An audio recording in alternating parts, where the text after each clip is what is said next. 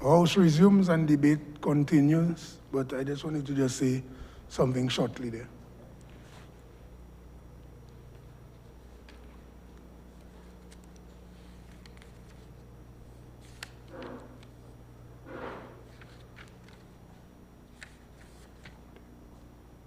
Yes, just something short. But I try to caution members of the House earlier that this cross-talk and disrespect of each other can lead to the House being in disorder. So I am not sure exactly what the Honorable Danny Luge told Honorable Esprit. But again, I will not repeat what happened, but I just want members to know that I was not happy about what happened earlier, and I would point out Rule Standing Order 44(6) says, no member shall impute improper motives to any member of the House or indulge in personalities. That's what, in terms of personalities. You see, when a member is on his feet and another member is heckling the member and the chair doesn't know exactly what the member said, then it puts the House in disrepute and disorder. So again, I'm cautioning, as I said, what Honorable Esprit said was unparliamentary, but I don't know what triggered this, because I know Honorable Danny Luge was actually talking to him inside talk. So again, I would like to caution members, do not get involved in personalities and doing things that are unparliamentary and, invoking anger and lack of control in the House. All in all, I think Senator Esprit followed the rules as much as possible. There was one instant again where he mentioned what the opposition leader said. I see the opposition leader expected me to say something, but he was present, and it was a statement of fact. So he could have still stood up and on a point of order and indicate that this was wrong or right, and then I would rule. But it was a statement of fact. So it's either it is right or wrong. So yes. So again, let's be guided by that so we can have a fruitful debate. As I said, House resumes and debate continues.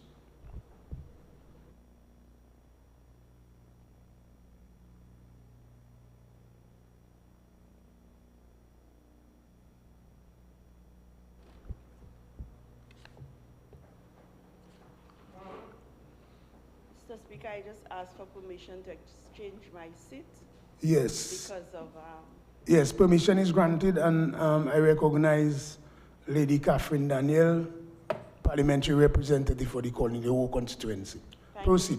Thank you, Mr. Speaker. Mr. Speaker, it's with really a deep sense of elation that I make my contribution to this 2022-2023 budget. Mr. Speaker, in a world plagued with uncertainties as a result of emerging circumstances, climate change, pandemics, COVID-19 with its multiple variants, monkeypox, and the Ukraine war, the natural expectation for this budget would be, let's face reality budget. Let's face a reality budget. But what we received as we listened with bated breath was a dynamic budget. A budget that touches every facet of life, and it's not because it has been crafted or created by this government, the Dominica Labour Party government, but more importantly, because of the involvement of the various sectors who were consulted. Government's engagement with the people truly manifesting the democracy, a government for the people, by the people. Mr. Speaker, to satisfy the needs of our people, that's what this budget was delivered to do. I just want to allude to something Honorable John Finn said. And because we in the business of helping people and being there for the people. And just when you alluded to the fact that, Honorable Jonathan, that the $300 that we give to the non-contributory Social Security pension is not enough. You have to understand, it was as a result of the Prime Minister going around and meeting people who never contributed to Social Security, never had a pension, they were getting nothing. And as a result of that, he came up with the idea that no, these people, no matter how they didn't work in an institution, in government, they had to get something because they were Dominicans. And that is what this 300,000 was. So it's either nothing or the 300,000. So we just have to say thank you in small things, and thank you for that. So just wanted to clarify that. $300, yes. Mr. Speaker, the theme of this budget, and allow me to read it, is indeed fitting. Rising above the challenges, seeing beyond the horizon, embracing all opportunities to deliver dynamic Dominica. Rising above the challenges. Mr. Speaker, as said before, we have been plagued with so many challenges throughout the years. To repeat our setbacks would be of no effect, as our people have risen above the disasters and pandemics, above the hurricanes. We have really bounced back, including the economic attacks that we have also received. Our people have risen above these challenges because this Dominica Labour Party government has assisted them in the face of these challenges. We have addressed the humane side through our social programs, Mr. Speaker. The Yes We Care, the national employment, the non-contributory Social Security Fund. We have built roads to allow for ease of access in every village, Mr. Speaker. We have built bridges, river walls, sea walls. We have constructed homes, hospitals, health and wellness centers. We have helped small businesses. We have strengthened our health systems. Mr. Speaker, we have become resilient, as we must because of where we have been. But this is just who we are, a caring government concerned with the well-being of our citizens, our people, leaving no one behind. Seeing beyond the horizon, Mr. Speaker, some may stand on the shore and admire the horizon, but this government knows that we must not only observe, but we must go beyond the horizon, where there is always more to offer, and that is our duty to do more for our people. We look beyond to develop agriculture. The minister laid his ministry's plans before us. And as people have been saying, the agricultural sector, it's loaded with exciting initiatives which will give a ray of hope, continued hope to our farmers. We will feed the Caribbean, we will feed the world if we follow this plan that we have, as we strive to fulfill God's plan for our country, and that is to become the food basket of the Caribbean. For this, Nature Isle will provide the organic and natural food to the Caribbean, produce which not only to the Caribbean, but to the world. And the world and the Caribbean are in need of this organic produce. Our ministries and farmers are ready. Training and inputs have been given. We have plans for the future in housing, empowerment through ownership. Mr. Speaker, this about 2 weeks ago when we had the inauguration or the launching of this program, And I know some people say we should have done it better, give people money in their hand, but you know when you put money in people's hand for great initiatives, they always find something else to do. But the concern of this government is to ensure that one of the basic needs of the human race, being shelter as mandated by the Bible, by God, that we provide that for our young people. And Mr. Speaker, you have gone to study. Many of us have been. We have taken student loans, and we never got that kind of incentive. We had to pay our loans, face the bank, mortgages of 11%, and it was really hard. So you can understand now, in this crisis which the world is in, that it's a struggle for young people. And this government, always in consultation with the people where it matters, came up with this idea, and the young people placed it forward, and so this future development in housing. And as the Minister of Public Works expressed this morning and explained, because it's a great part of it, what it's going to entail. So it's no use going into that. We are embracing all stratas of society, all levels. We have started from the vulnerable, the middle class, and even the higher stratas of society. We have embraced all opportunities for Dominicans. Mr. Speaker, this government has embraced all opportunities in an effort to lead citizens to happiness. And there, Mr. Speaker, is where we ultimately wish to take our people, to a place of comfort, a place which will be pleasing to God. We as a government are opening doors in education, in small business, because an educated society is a society which will bring a country forward. It's lamentable, Mr. Speaker, when you hear people who are supposed to know better, and what they use as source credibility, a blog, as their source credibility is frightening, Mr. Speaker. And in times past, Dominican was a nation, Dominicans were people who would read, who would listen to world news. And I'm just imploring people, don't be myopic in listening to news locally only.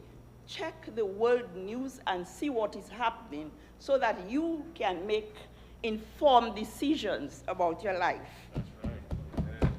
Mr. Speaker, words are not adequate to express sincere thanks and appreciation on behalf of the Coliho community for the health center and the massive river wall projects.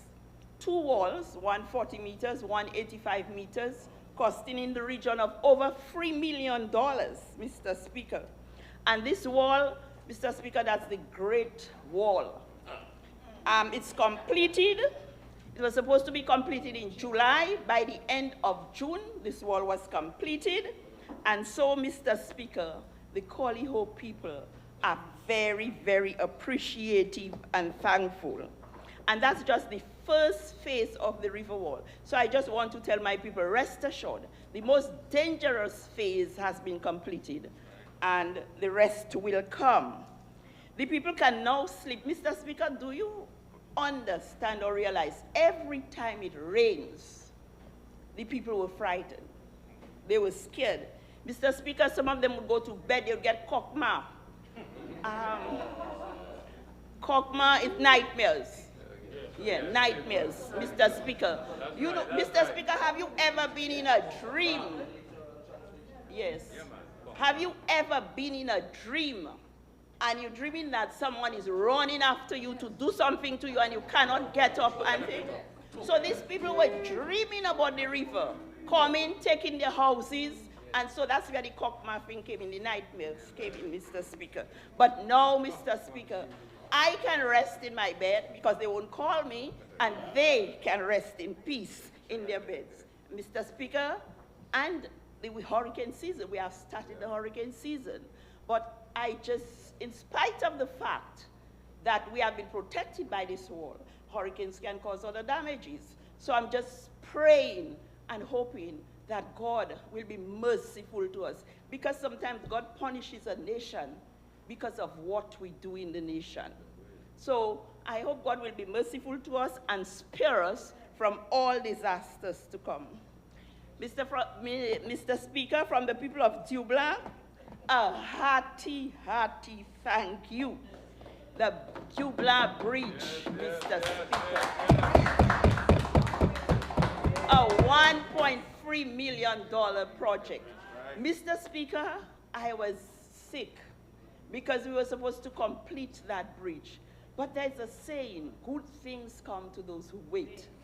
And Mr. Speaker, in that wait, our expectation was surpassed. Mr. Speaker, people, it wasn't even complete. They just had access to it, and people were crossing. People refused to use the other side. They were crossing, vehicles were there. The contractor, they went beyond the call of duty. The road, they lined the road, and this is just the aesthetic of this place is very good. One young lady called me and said, Miss, you know something? We, the young people, would like, they put some flower pots. We, the young people, would like a project to paint it because our village is looking so beautiful. I went to a man's yard where they did a little damage to the road and they fixed it. He told me, you are walking on my highway. And just a small walk. That is the level of appreciation that the people have for this land. And so this has enhanced the community.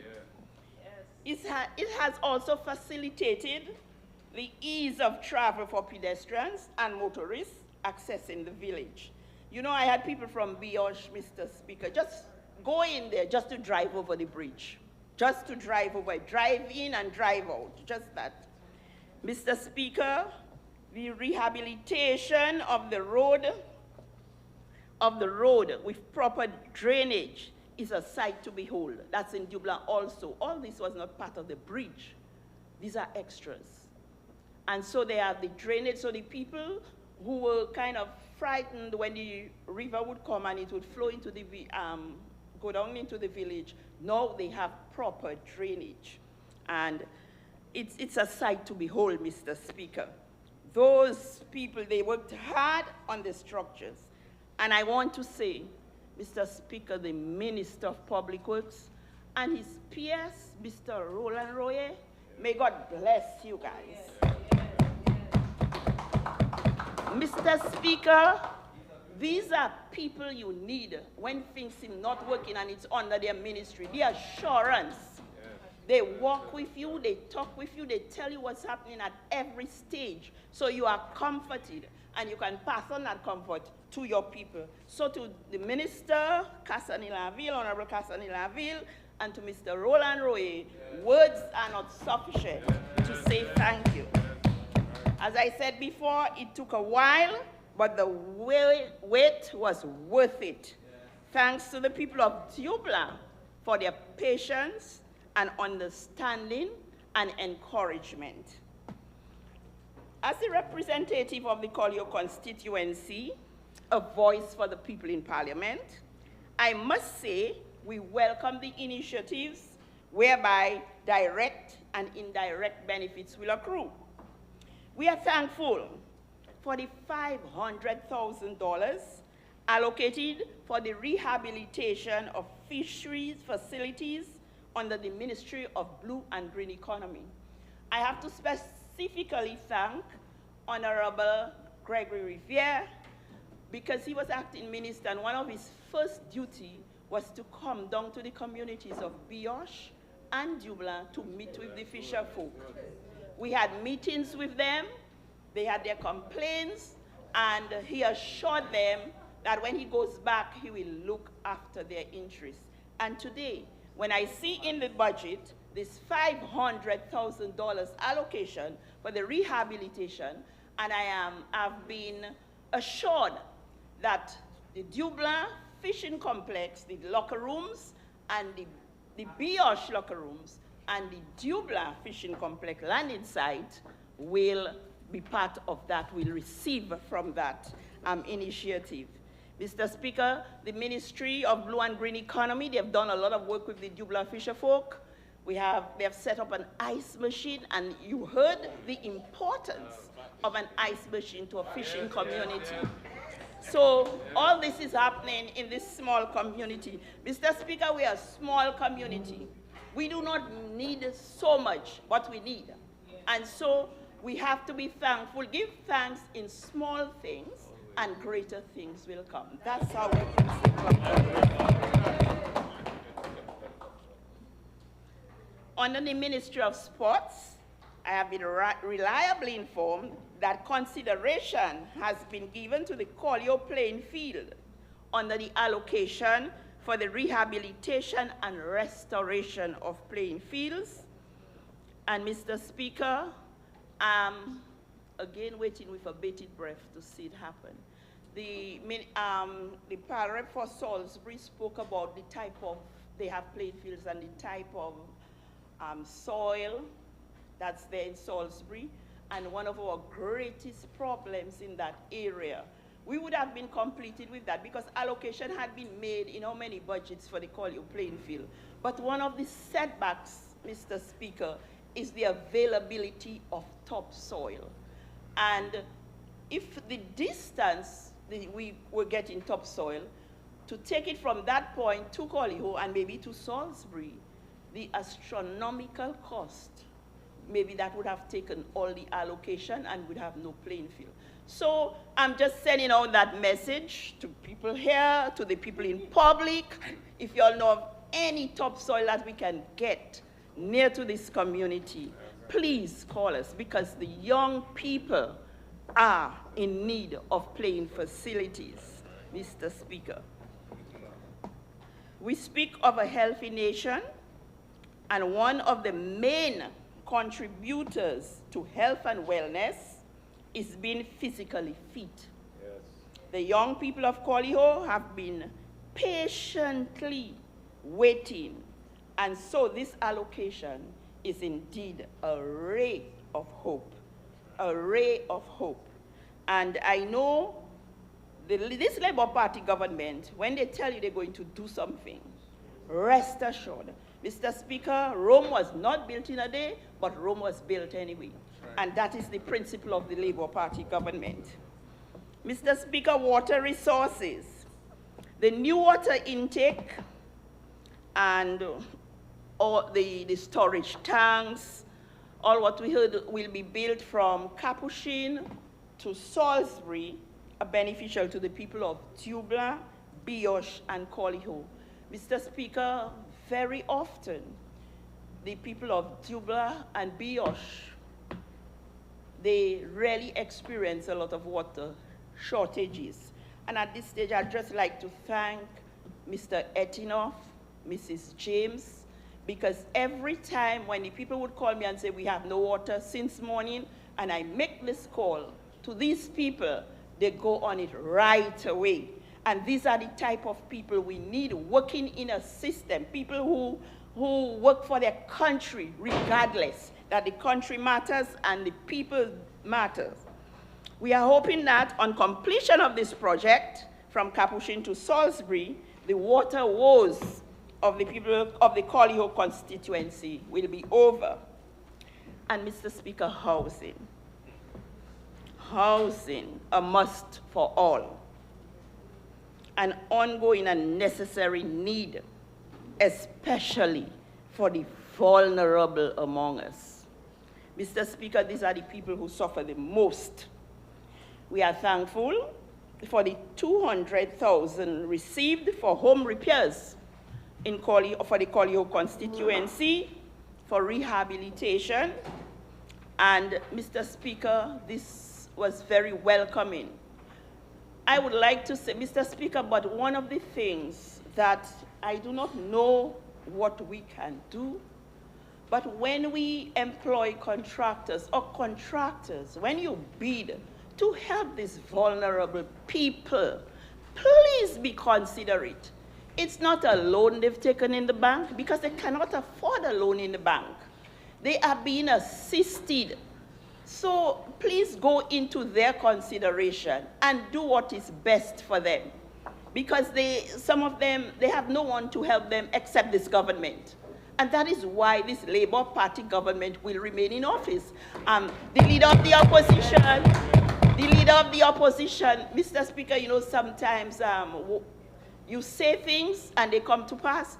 he said something about in the next 20 years. That means this government has another 20 years in government.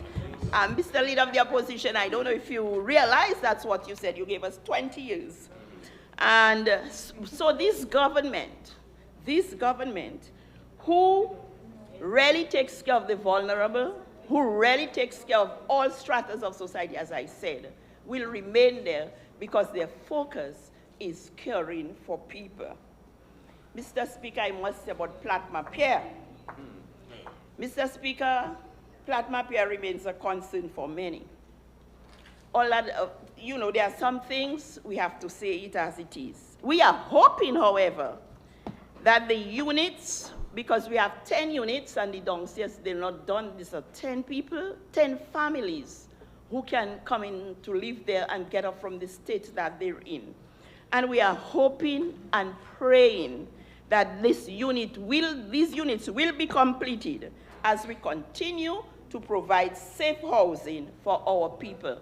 And I know the Prime Minister has been trying very hard to get this completed through no fault of his, and it's not for want of trying. But I think this will come to fruition. And I'm hoping that the Minister of Housing also, who passes there daily, that every time you pass, Honorable Minister, that you will look up to your right, and then it will hit you that we really must do something for these people. Mr. Speaker, I've been concerned about the hurricane season for these people because the houses are still on pillars. But God say, ask and you shall receive, seek and you shall find, knock and the door shall be opened. And so it's in that humility that I actually beg God to preserve us from any disastrous hurricane. And believing, I know he will do it. Mr. Speaker, the people of Dublin are eagerly awaiting to see the completion of the mini pavilion. It's not in the budget. There is a disbursement, and I'm saying that because sometimes the people say they do not know what's happening, but there is a disbursement of $124,000 at the council for this project. And when completed, this will complement the aesthetic of this beautiful village. Mr. Speaker, this budget is indeed the recipe for a dynamic Dominica. We have placed Dominica on the map, and now we are lighting the way to lead as many as possible to our shores. We have innovative people, motivated youth, strong, long-living elderly people, and we have fighting spirits. May the good Lord continue his work in us, changing our attitudes as he creates in us a patriotic nation with strong, focused leadership, and guided by the Holy Spirit, we will achieve. Mr. Speaker, as a former teacher, it would be remiss of me not to mention anything about the plight of our children, and not only children in Dominica, but children all over. Mr. Speaker, I remember in the 80s when I was in the States, there was a song sung by a young child, and it was about child abuse, and the song is headed, "Dear Mr. Jesus." And I think if permit me to just repeat some of the lines, because it's very painful. It begins there because she was maybe looking at TV. "Dear Mr. Jesus, I'd just like to write to you. Something really hit me when I saw it on the news. A story about a little girl beaten black and blue. Jesus, thought I'd take it right to you." But the chorus goes, I wouldn't say the rest of the verses, "Please don't let them hurt our children. They need love and shelter from the storm. Please don't let them hurt our children. Won't you keep them safe from harm?" Mr. Speaker, when we speak about child abuse, it mustn't be loop-sided. It mustn't be loop-sided. anything we do to children that is not right, regardless to who, it is wrong. And if we stand for wrong, we let us stand for it. Not because it's happening on A side and you think it, and it's still on B side, but people don't know that that B is okay and A should be vilified. Mr. Speaker, our children are hurting the world over, the world over. And I think maybe collectively, as a people, as a nation, as a country, the most that we can do for our children is to raise them up before God, pray for them. Let us be, let us look out for them, Mr. Speaker. Sometimes we know what is happening to them and we keep it silent because it's in our families, it's not right. It cannot be right. And so I just hope and pray and ask that our children will stop being, I do not want to say the word, but being whatever, Mr. Speaker. Mr. Speaker, I just want to ask for the blessings of God upon our land.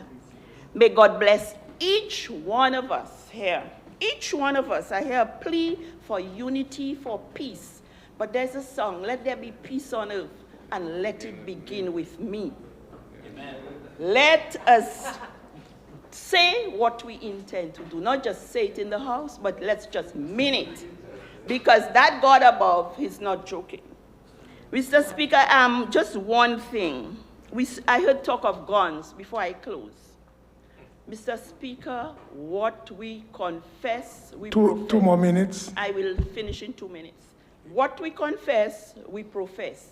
Mr. Speaker, I don't know if you remember when someone said they had gone around, met young people, and what they were asking for was guns.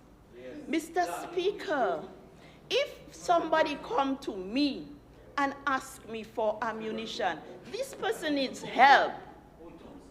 No, it wasn't Danny at all. This person needs help. And the most important, this is a frightening statement for a young person to make. And I think instead of going on the airwaves and confessing it, because it becomes a self-fulfilling prophecy, and that is what we are seeing today. Let us, when people talk to us, the young people talk to us, because sometimes they cry to us in a way and we misread them. Let us take it seriously and do the best for them. May God bless each one of you, each one of us, and may God bless the Commonwealth of Dominica. Thank you very much.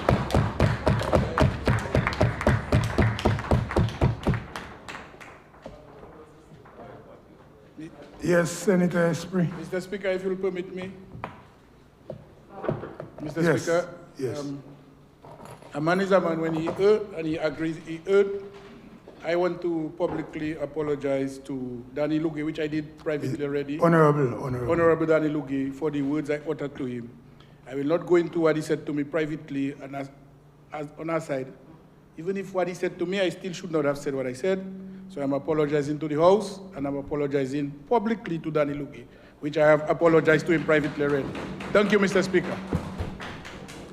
Yes. You see, that's the level of camaraderie and respect. Yes. Yes, but also, my advice to the Honorable Lugie is when he return, since he did an aside that triggered this, I would like him to do the same thing, show that he's a big man. So let's proceed.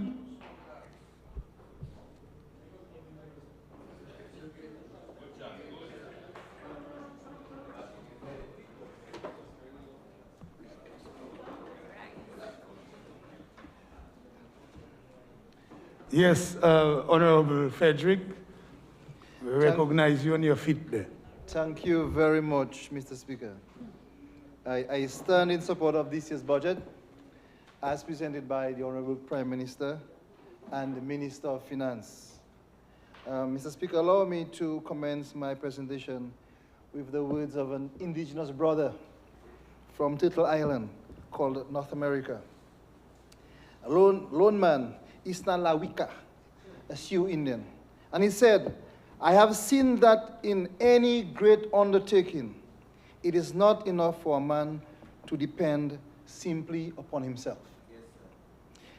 Mr. Speaker, this is the reason why I feel humbled to share a seat at the table as a member of the Dominica Labour Party government and as an equal citizen of Dominica, called Whitey Kubuli by my Kalinago ancestors.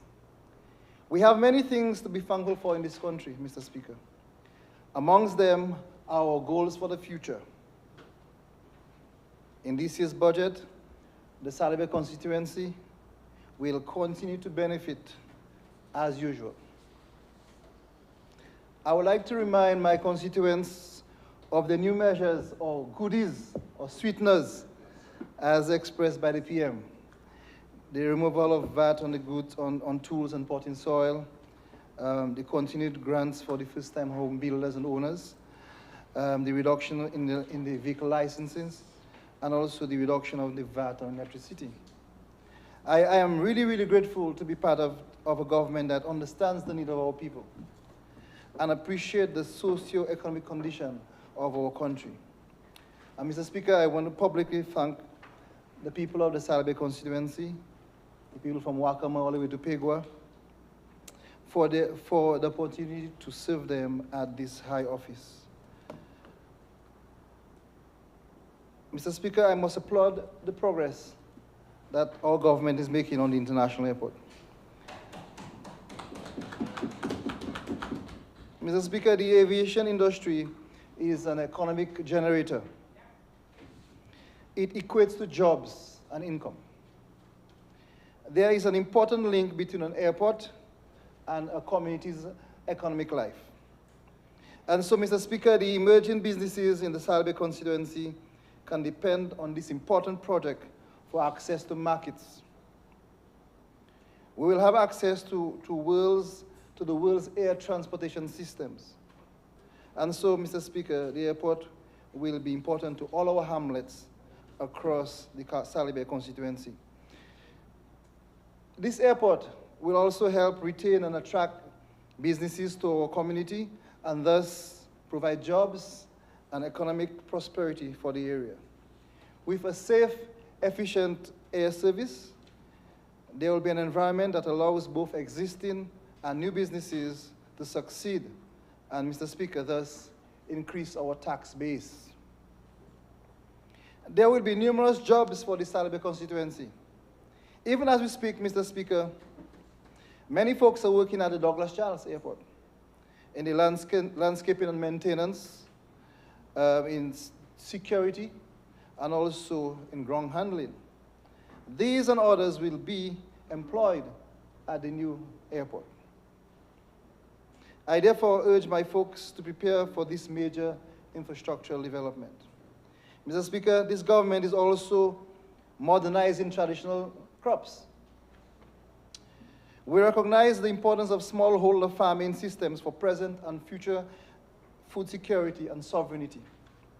Local plants, knowledge, and agricultural systems are vital for small-scale farmers because they enhance food security, strengthen social organization, maintain cultural integrity, and build climate resilience.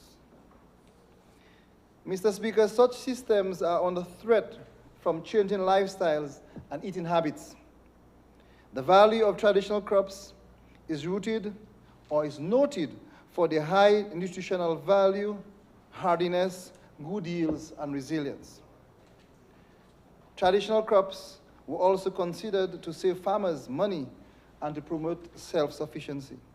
Mr. Speaker, our cassava processing facilities in Antrizal, in Salibé, and in Sensi are ready to roll.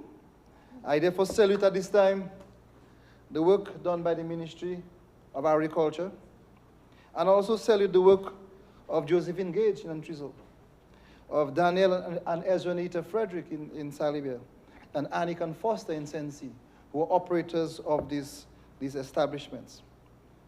Under the Strengthening Sustainability, Livelihoods, and Resilient project in the Kainago territory, we will equip these facilities. Mr. Speaker, this SSLR project is a partnership with the UNDP. At present, all the necessary equipment have been procured, and they include quality, top-class machinery, and specialized tools.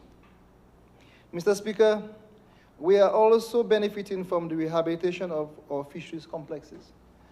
The Marigot Fisheries Complex is associated with our small-scale marine fisheries. This is a fish landing site that has benefited the Sally Bay constituency from its establishment. Many fishers using Marigot Complex are from the Kalinago space.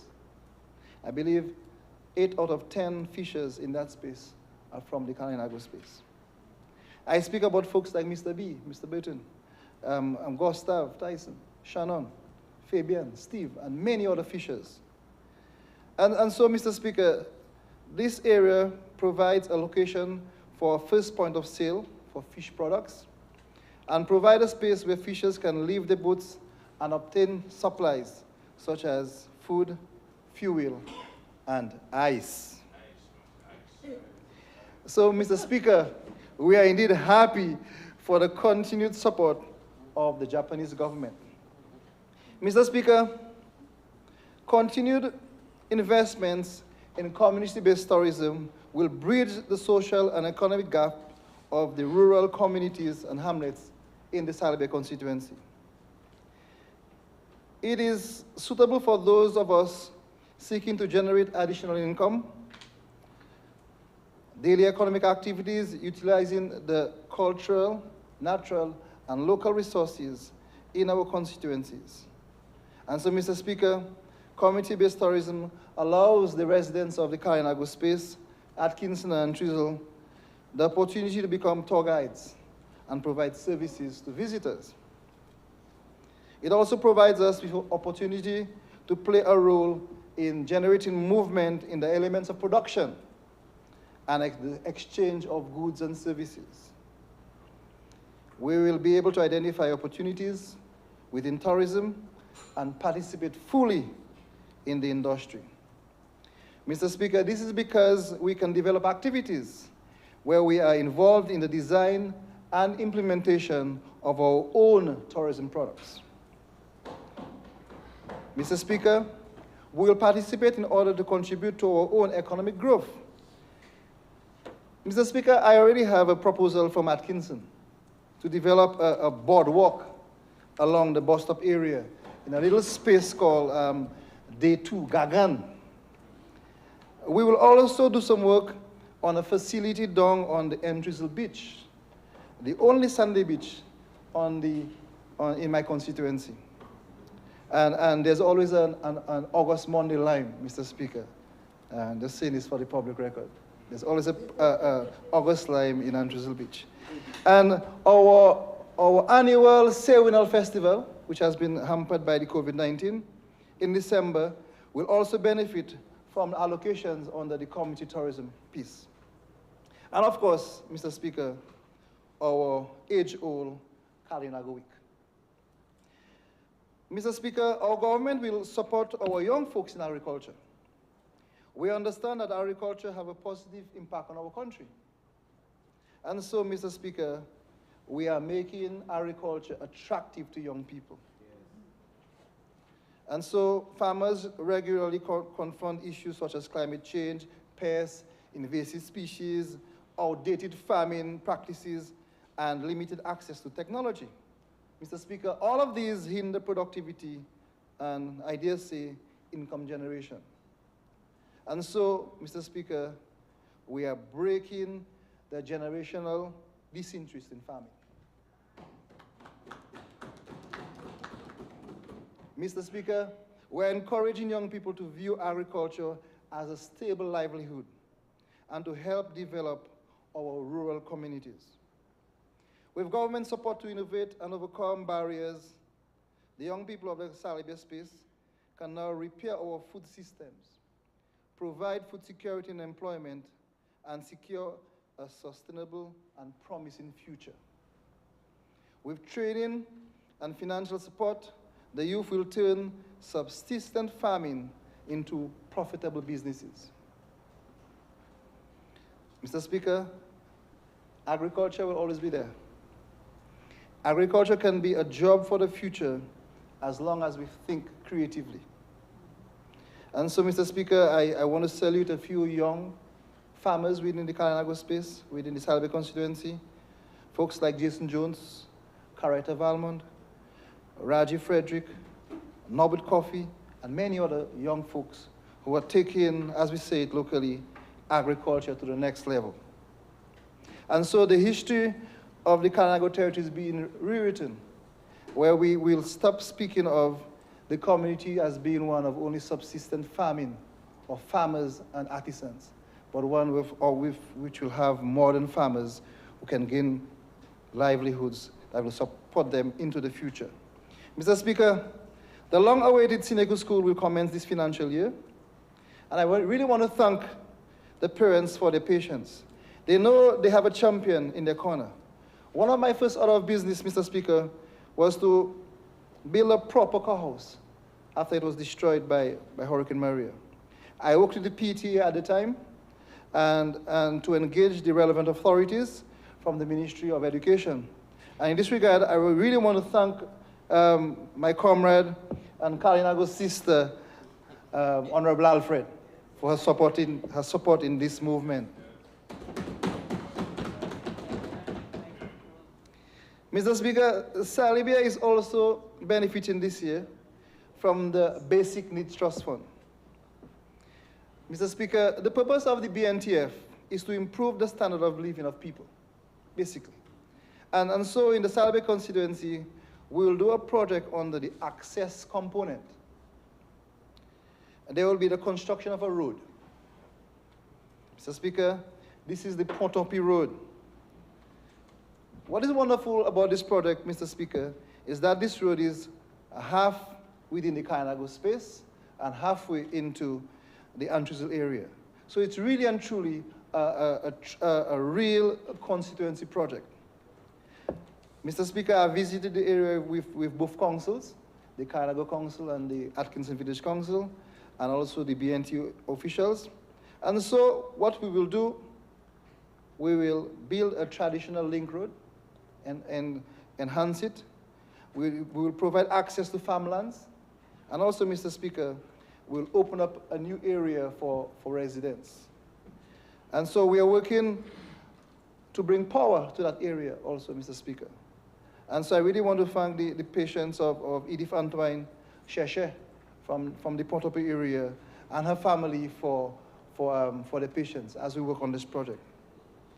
Mr. Speaker, within the Salibia constituency, we continue to benefit from the grants for the first-time home builders.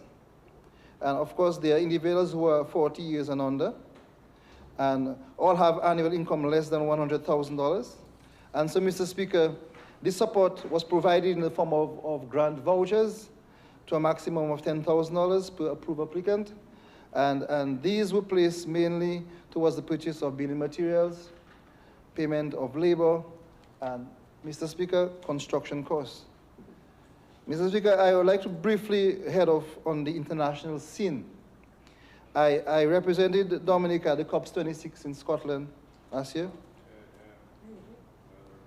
And subsequent to that wonderful trip, we submitted an updated and enhanced National Determined Contributions, called the NDC, this year. By this submission, the Commonwealth of Dominica communicates in acknowledgement of Article 4 of the Paris Agreement. This updated NDC and its accompanying information replaces the 2015 NDC and is now considered as the current NDC. Mr. Speaker, I really want to salute the Senior Technical Officer, Edgar Hunter, and Senior Policy Officer, Kimisha Thomas, for their work on this wonderful project. Mr. Speaker, despite challenges, the commitment to enhance action and ambition, as well as lessons learned, affords the nation the opportunity to still maintain, Mr. Speaker, if not surpass, its 2030 targets. Dominica's NDC is unique by the inclusion of targets for all three pillars of climate action: mitigation, adaptation, and resilience. And as a display of its determination to become the world's first climate resilient nation, this NDC has been enhanced through strengthened and additional targets and actions across all 3 pillars.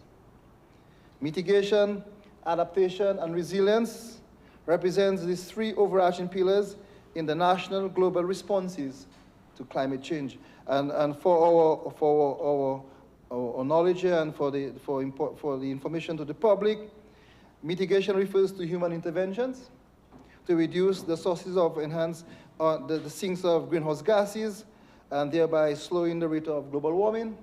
And adaptation basically refers to all steps taken to cope with the adverse effects, including an adjustment in natural and human systems.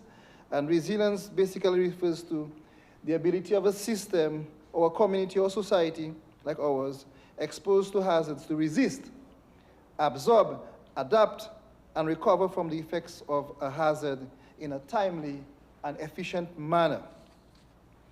Mr. Speaker, in Dominica, an integrated response is adopted with sectoral targets across all 3 pillars.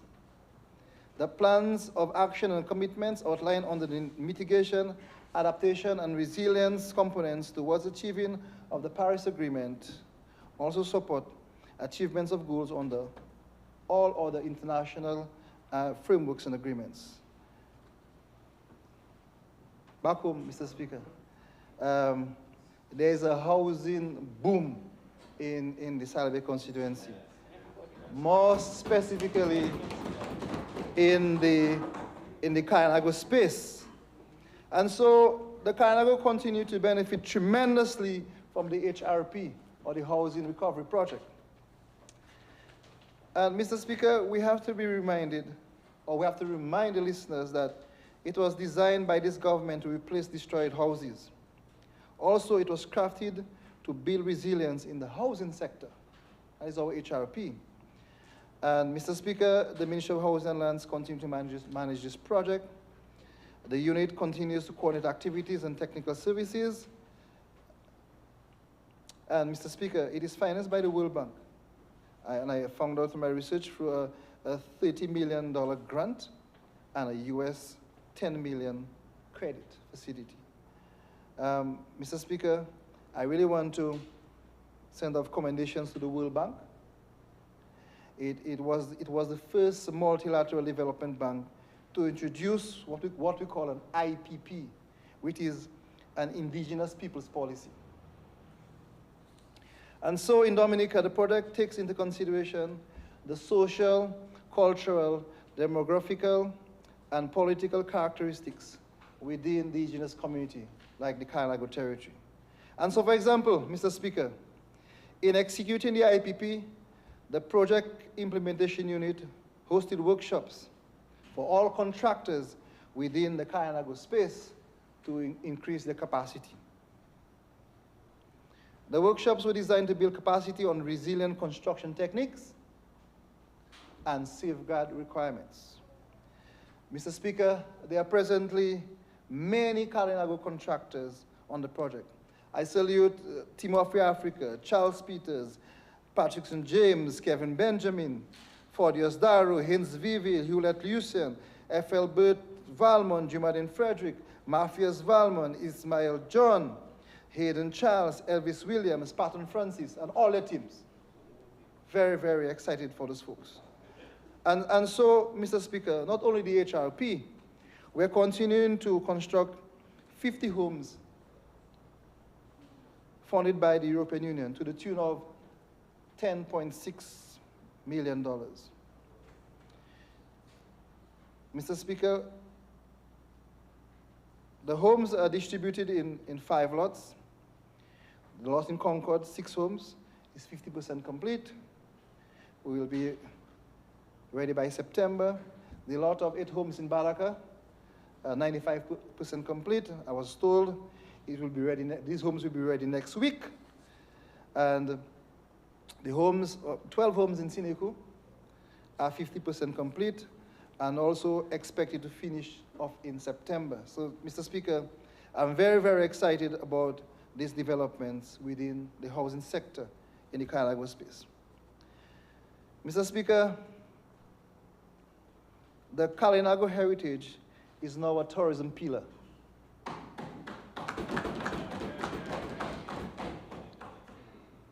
Waiti Kubuli, Kalinago, Emene Chira, or basically Waiti Kubuli or Dominica's Kalinago experience will be the new pillar for tourism.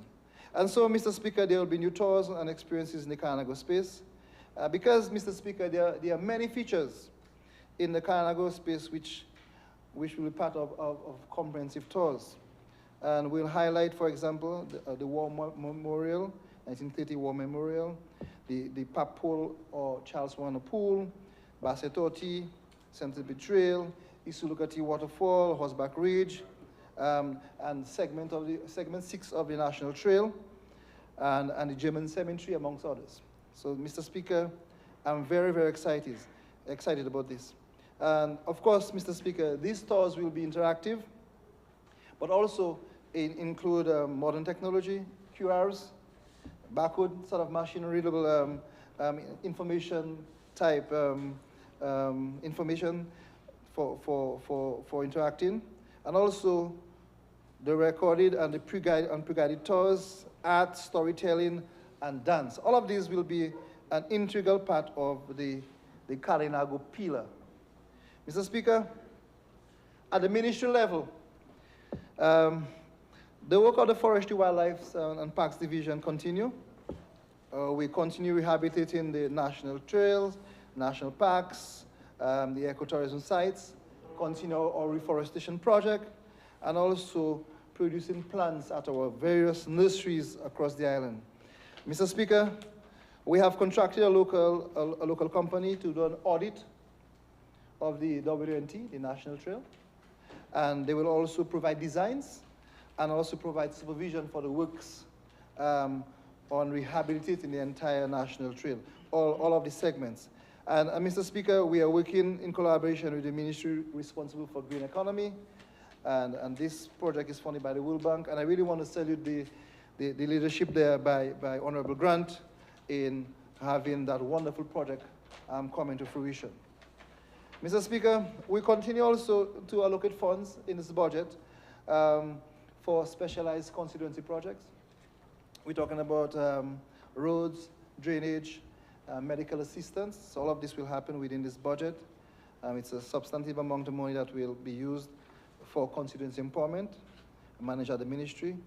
Mr. Speaker, at the Solid Waste Management Corporation, we'll continue work on the Kalinago Zero Risk Project, which is basically sorting garbage at the home and selecting garbage, separating from the source itself.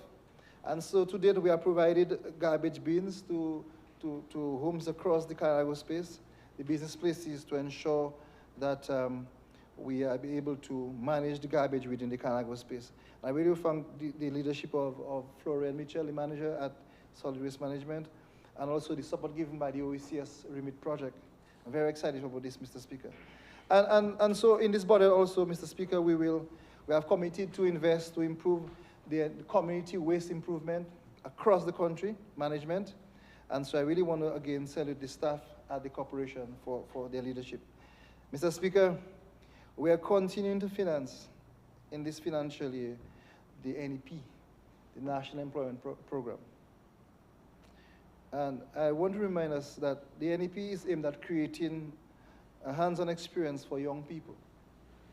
And to remind everyone that there are 3 major components of the NEP. So it's not only vegetation management, it's more than that. Mr. Speaker, we speak about the general internship, we speak about the community employment, and also education mentorship. And so, Mr. Speaker, we are helping to mold and develop the current generation of young and enterprising Dominicans. And Mr. Speaker, the NEP continues to serve as a platform for social protection in Dominica. It has contributed tremendously to the professional development of a cadre of competent individuals. Mr. Speaker, I dare say many interns have transitioned to full-time employment within the private and public sector. And I really want to salute the leadership of Mrs. Honoré and her team at the NEP office. There is continued funding this year for the SSLR. I spoke about it earlier as it relates to the agro-processing plants. And it is, as I said, it's a UNDP partnership. And we have to date done a reforestation program with the Carnago Council. And at the schools, we have assisted the council with documentation. And we have also purchased equipment for our agro-processors. And Mr. Speaker, I'm excited about this last piece. We have just completed our first ever coloring book called the Kalinago Aitiwa, or Nuse Kalinago, or We Are Kalinago. It is a dream of mine, Mr. Speaker, as a student of history, to add some value and add some literature that will reflect the cultural heritage of our Kalinago people. And so right now we have a physical first copy of a coloring book that can be used at the school level. And this is a very exciting project that we do. In the coming months, we'll also look at developing a storybook, a novel, and a really wonderful condensed academic text. And so I'm excited for the partnership with the UNDP in bringing that dream to fruition. Mr. Speaker, in the general schemes of things, we are also this year continuing the sustainable housing. And so this year, we'll commence on working at Kingston. Although many folks in the Atkinson area have received funds to rehabilitate their homes, but many of those folks are still in unsafe homes. I really want to thank these folks for their patience. I really thank them for that. And I'm pleased to announce today, Mr. Speaker, that 1.8 acres of land have been purchased from the Rabes family in Atkinson, Atkinson proper, down around the Samuel Road area. And we are speaking to almost over $250,000 spent in purchasing the lands. And we do have the relevant data. We know that there are more than 76 families in need of homes. We may need more than 116 rooms. And we have reviewed all the data with the Atkinson Village Council and other community groups. And so really, Mr. Speaker, I want to salute my good friend, Catherine Laura, I call her Kato, Gregory Rabes, Washler, Nils Sanderson, David Laville Dudes, all those people who advocated and keep me under some pressure to ensure that the housing situation translate into the Atkinson area. And as you realize, Mr. Speaker, we have done so much in the Carnago space. And we want to extend that love and gratitude to the people of Atkinson who are in dire need of homes. And in addition, Mr. Speaker, we will assist to regularize some of the people's land situation by helping them with the transfer fees, registration fees, etc. So all of this is happening this year, in this year's financial year for the people of the Atkinson area. Mr. Speaker, as promised, the Carinago Development Fund has been established by this government at the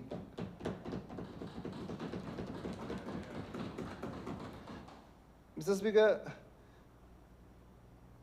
it supports our socioeconomic empowerment through the provision of a 2% interest loan to qualified applicants. Mr. Speaker, there's a history of access to finance, or difficulty of access to finance. And this has always been a major challenge, limiting my Carinago brothers and myself from reaching our full potential. And so, Mr. Speaker, we were able to secure adequate loans. We were unable to secure adequate loans from traditional financial institutions like commercial banks and credit unions. And so this challenge is rooted in our communal nature of our land. And so I have said before, our inability to own lands and to have the title in the Carinago space has affected every segment of our society. It has affected access for financing housing, for small businesses, agriculture, and education. Mr. Speaker, last year, in the last financial year, We consolidated funds from the Small Business Development Fund and the Karinago Emergency Fund. And in February this year, we launched the KDF. And the fund was launched in the amount of $860,000. Mr. Speaker, to date, loans are approved, and some loans are approved, and some others are being processed. Very briefly here, we see the interest in agriculture, in education, in services, in consumer goods, in housing. It appears to me, based on the data I have, Mr. Speaker, that the Karinago space have oversubscribed the $860,000. And so I'm excited this year to see in the budget, Mr. Speaker, an amount of $1 million to ensure the continuity of that wonderful initiative. Now, Mr. Speaker, just to be very, very clear, the Karinago will use this to build their wealth and their resilience. Very clear. It will limit our people seeking employment overseas and in communities outside the Karinago space. It will stop us from undertaking multiple low-paying jobs. It also stops us to rely heavily on family members living in the Moin villages and overseas. And Mr. Speaker, it will reduce our dependency on assistance from government, NGOs, churches, neighbors, and friends. And so, Mr. Speaker, I urge my folks to continue to take advantage of the fund and to continue to be diligent. The Karinago can do it because we have continuously taken small loans from all types of financial institutions at very, very high interest rates. And so, Mr. Speaker, we now have a hand up. That is how, Mr. Speaker, we stop dependency. Taking our own risks in the environment we inherited, not charity. And, Mr. Speaker, that is what we mean by Karinago upliftment. And so I really want to salute the work of the former Ambassador and Development Officer, Charles Cobbett, Dr. Cobbett, Pierre Sylvanie Burton, who was also former Karinago Affairs Development Officer, P.S. Mandra Fagan, Development Officer Donaldson Frederick, A.S. Sharon Carbon. Folks, we made this happen. I also want to thank my brother Louis Patrick Hill, Nietzsche, and Dillian Sanford. I really want to thank, Mr. Speaker, the Minister of Finance, or Honorable Prime Minister Skerrit, my cabinet colleagues, especially those of you, you know yourselves, in the subcommittee who assisted, and to Financial Secretary Edwards and her staff. So, Mr. Speaker, it's just a wonderful time to be alive and to serve the Karinago people within the Halls of Parliament. And so for this, I'm very excited. Mr. Speaker, apart from this, we are building resilience and adaptive capacity to climate change and disaster risk in the Karinago space. Mr. Speaker, this is really the name of a project, launched this February and expected to be completed in October next year. At the end, basically, Mr. Speaker, we will build a multi-purpose emergency shelter. Long story short. Now, this project focuses on building resilience. This initiative was developed under the CDB, Community Disaster Risk Reduction Fund. Implementation of this project actually began in November 2021. Mr. Speaker, we just concluded a 2-week training for the community leaders in assisting the Karinago Council to become better able in handling emergency situations. And Mr. Speaker, we also assisted many leaders in our space to manage disaster risks and climate change impacts. This government has adopted a widespread approach, basically meaning we will continue to engage all stakeholders from the beginning to the end of all projects. And so we have improved our local capacity to plan, and secondly, we're increasing community engagement. Mr. Speaker, in the coming months, physical construction works will commence, and we will have a transformative effect on the community of Badaka and the entire Salibe constituency. Mr. Speaker, the project was designed to was supported by specific studies and surveys done within the Karinago space. which engage a wide cross-section of the population.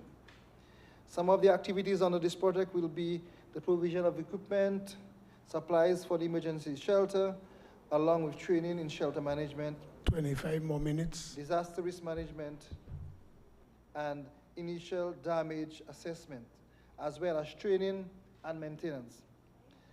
When completed, the emergency shelter will serve everyone from Wakama to Pegua. That means the entire Salebe constituency.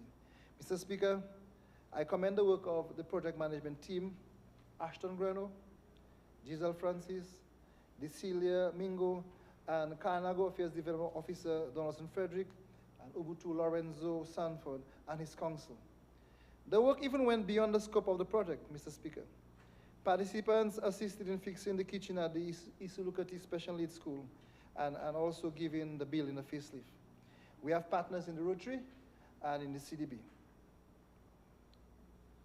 Mr. Speaker, my Facebook page is loaded with the work I've been doing over the last year. Yeah, so I will stop here. It's loaded with housing stuff, with Kudme. Let's see what we have. Workshops, road works, march against child abuse, and a series of stuff, Mr. Speaker. But I just want to say, Mr. Speaker, at present, there are tremendous employment activities in the constituency.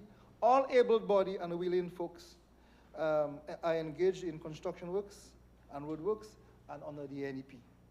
And so, Mr. Speaker, we are part of building our nation. We are equal and not victims in any shape or form. As I close, I wish... Did you realize that I said you had 25 minutes? Yes. Okay, good, okay. Mr. Speaker, as I close, I wish to express gratitude to PS Mandra Fagan and the staff of all divisions of the ministry, the Division of Environment, Forestry, Wildlife and Park, Dominica Solid Waste Management Corporation, Constituency Empowerment, Kainago Affairs, and the National Employment Program. And also, Mr. Speaker, special thanks to my wife, Gwyneth Frederick, and my children for their patience. And I also want to thank the Salebe Constituency Labour Party branch and the people of the Salebe Constituency for their faith in me, a little rough on the edges. And I really, at the end, Mr. Speaker, want to reaffirm my support for the proposed budget and to reinstate my commitment to serve the Salebe constituency and this country. Thank you, all my generations.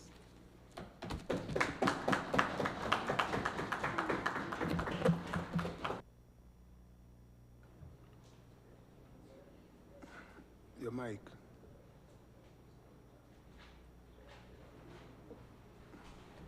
Yes, I recognize the pal rep for Roseau Central, Honorable Skerritt,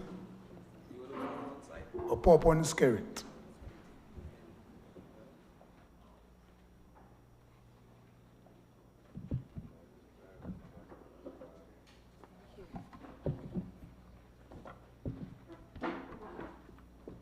Mr. Speaker, I rise to give my full support to the estimates and revenue and expenditure which was presented to this Honorable House by the Prime Minister and the Minister of Finance, Honorable Roosevelt Skerritt. I begin today with a verse from Proverbs 3:27. Do not withhold good from those to whom it is due, when it is in the power of your hand to do so.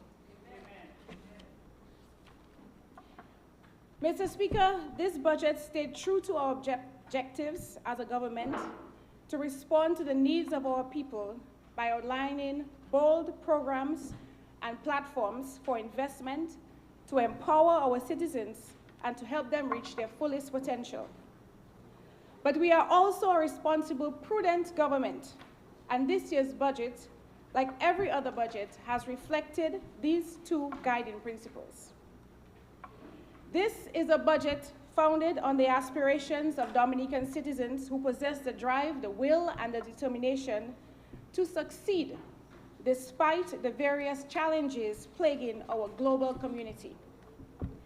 And I wish to draw attention to the fact that although the ongoing war may be millions of miles away from us, this geographic distance does not make us immune.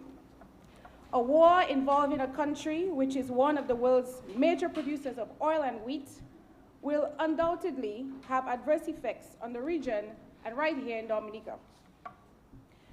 And this year's budget theme, Rise Above the Challenges, See Beyond the Horizon, Embrace All Opportunities to Deliver a Dynamic Dominica, perfectly captures the approach we should be taking during these turbulent times. And within this context, I am struck by some of the trends that we are witnessing which compromise our sustainability and resilience. For example, Mr. Speaker, our people are becoming more and more dependent on the consumption of imported processed foods as opposed to our locally grown healthy options.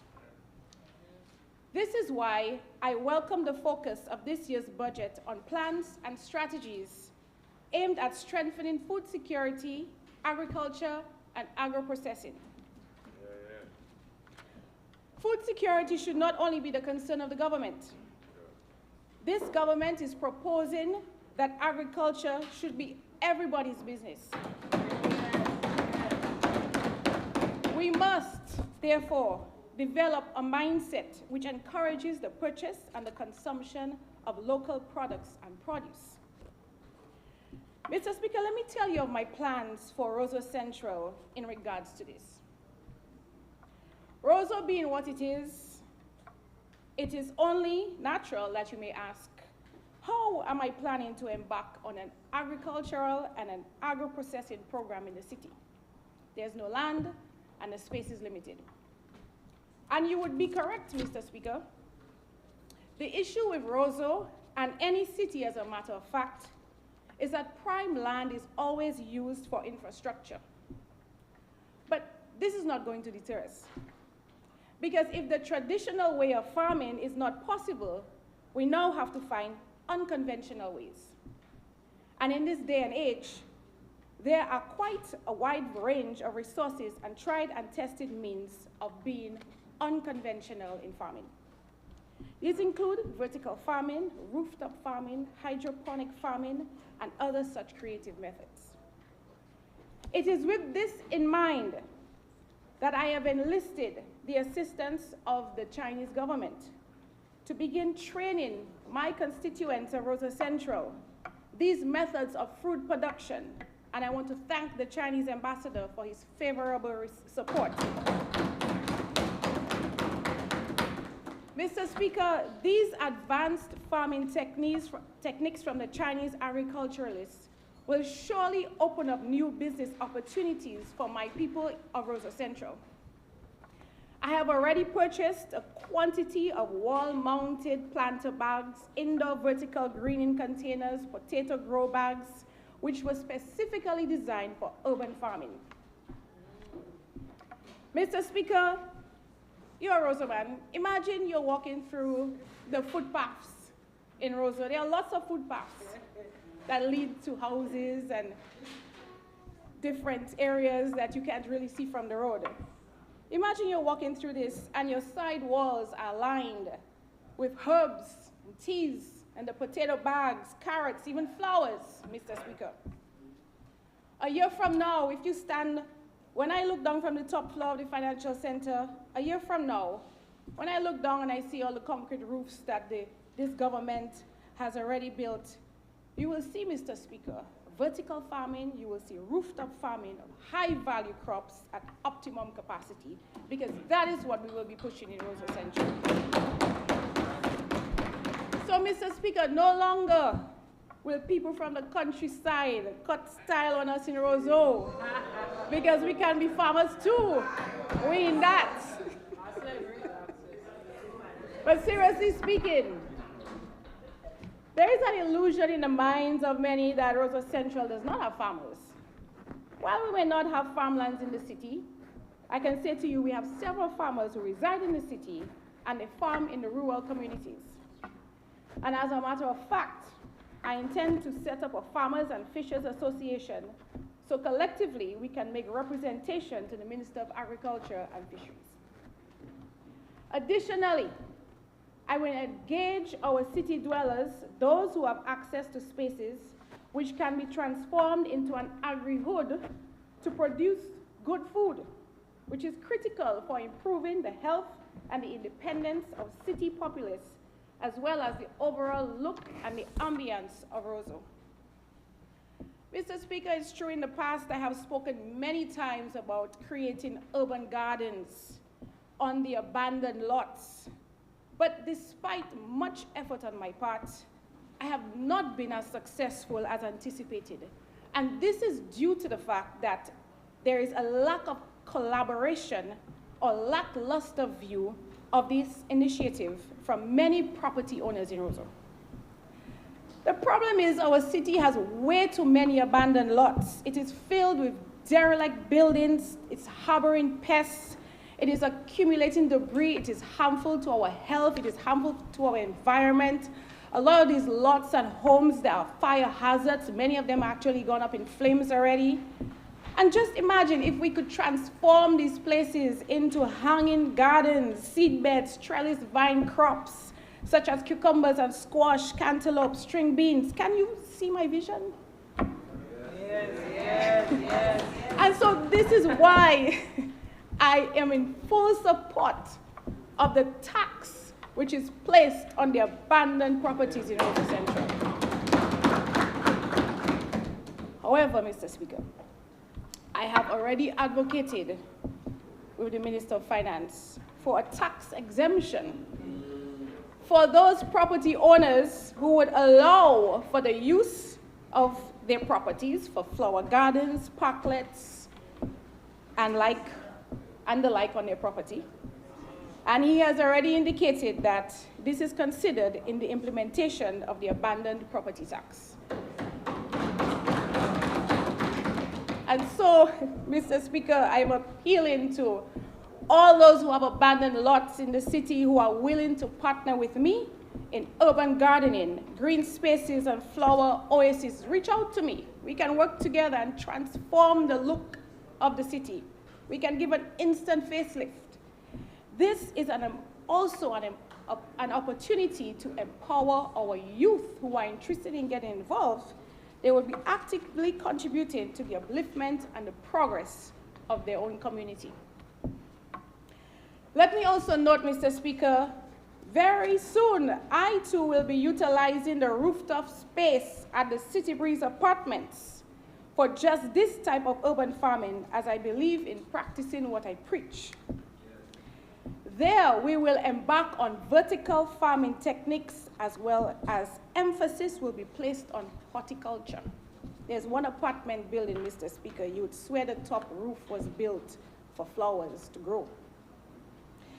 Hence, we will develop a local flower industry to meet the high international demand of exotic cut flowers such as ginger lilies, birds of paradise, anthuriums, and heliconias. And let me place this on record. I have been persistently advocating for a commercial kitchen when in talks with the Prime Minister of Finance. In fact, just this morning he said yes. So, he agreed. I am pleased to announce that the commercial kitchen is coming to the city, Mr. Speaker, and I am very excited about it. Because if we are going to take agro-processing to the next level, we need a commercial kitchen. Where are we going to do it, Mr. Speaker?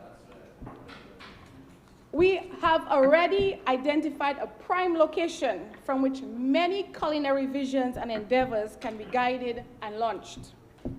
An industrial quality space that has international standards and quality equipment. And if we wish to produce quality products, this is exactly the space that we need, which is up to task. Roseau Central can be the hub for agro-processing, utilizing wastage, I would say, from other areas who produce different crops in abundance.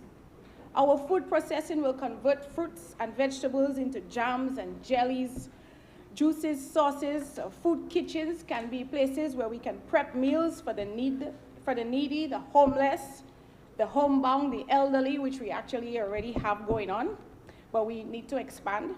We are actively interested in and pursuing the production of good quality food, tasty treats, the packaging of frozen and dried produce for local consumption as well as export. Mr. Speaker, I want to commend the Ministry of Fisheries for, I wish to highlight the massive investment made in fisheries and the additional investment which will be made later this year. The ice machine, yes, absolutely. My fishermen,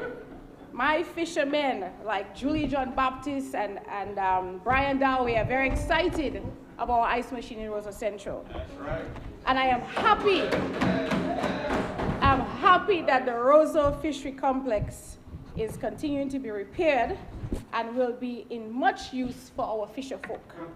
And to also add to that, Mr. Speaker, our ladies of the city have expressed interest in the processing of fish now that it will be more in abundance by way of drying, smoking, salting, even seasoning to sell on the shelves, shredding, even making fish balls and fish burgers to put in the frozen section of our supermarket so we don't have to be importing this, Mr. Speaker. All of this can be done in our commercial kitchen right here in the city. Mr. Speaker, you will know that Rosa Central has the most small businesses anywhere in Dominica. From the folks who make the local juices, to my friends who sell along the sidewalks, to the many vendors who set up shop on the bayfront. There are many shops and bars who sell in the city, the crafters, the skilled artisans like Ethelyn Williams and Job Joseph, whose leather skills surpasses many, I would say, in the country. The best of the best is always in the city. And to my friend Davida, who is a top seamstress. Actually, she is soon to be upgraded to an outfitted new commercial space at the City Breeze Apartments. I certainly, as a member of parliament, will be making representation to the Ministry of Small Business to ensure that we get our fair share of the pie as we sustain the small businesses to help them grow. And as a small business owner myself, I am a strong advocate for more business incentives, and so I gladly welcome the decision of the government to facilitate the granting of duty-free concessions to business owners.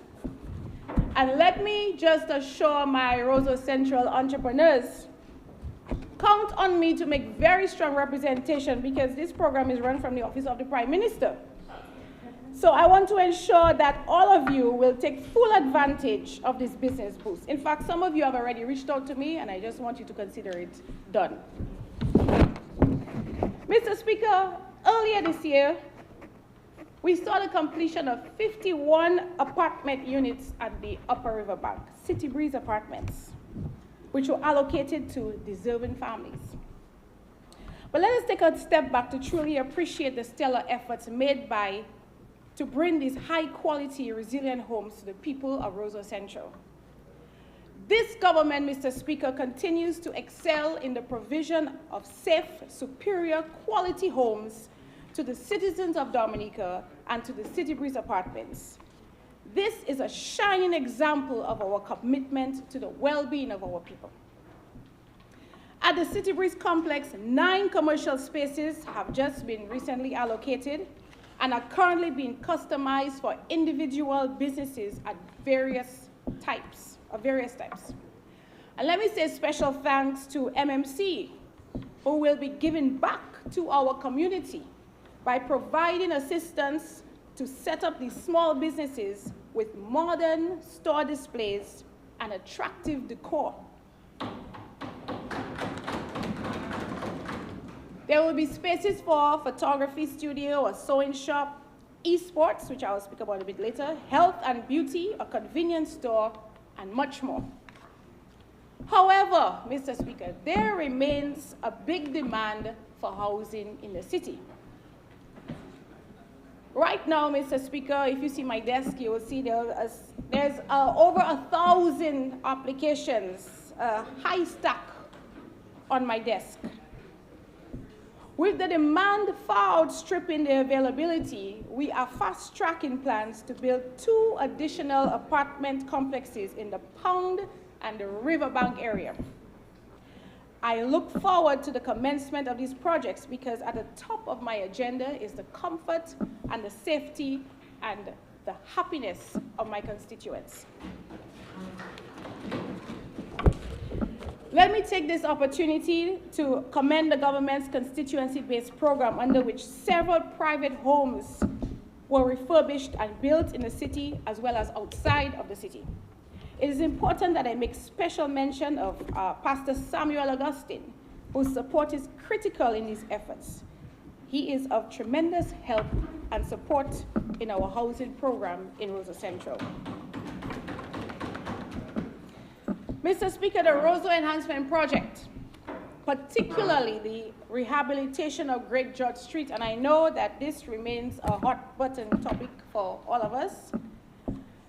But like the member of VECAS, I do not make promises that I cannot keep. And rest assured that the reconstruction of Great George Street, although delayed, is not denied. The rehabilitation of Great George Street will get underway later this year, and a contract was just signed earlier this month.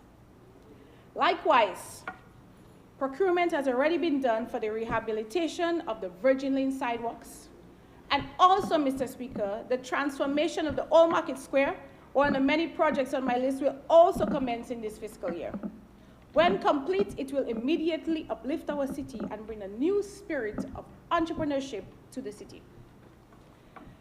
Mr. Speaker, these pursuits cannot come at a more crucial time. With the construction of the international airport, we will see an influx of visitors, which no doubt will be a welcome boost to our local economy. Hotels, tour and taxi operators, restaurants, and so many other tourism service providers are poised to benefit from this major project. These are exciting times for Dominica, and our youth are at the center of our planning and development initiatives. Where our young people are concerned, Mr. Speaker, in Roseau Central, we are placing focus on technical, vocational, and academic programs, which will develop a better skilled, more productive, and varied workforce in Dominica. I strongly believe that in order to have more diversified workforce, we must take on multifaceted approaches to the programs that we promote and we support. For example, Mr. Speaker, in Roseau Central, we have initiated a training program specifically geared at increasing knowledge and skills in visual arts. Training is ongoing, and this includes light, stage, costume design, stage management, project management, drama, pan music, dance. Mr. Al Maturin, who received theatrical training in Trinidad, is facilitating these training sessions not only in Roseau, in the Kalinago territory, in other areas, and where interest is expressed in these programs. Mr. Speaker, this administration has a sterling track record in the provision of education to the children of Dominica. Yes. And I can point to the several means of support available to many families, schools, and scholars. 10 more minutes.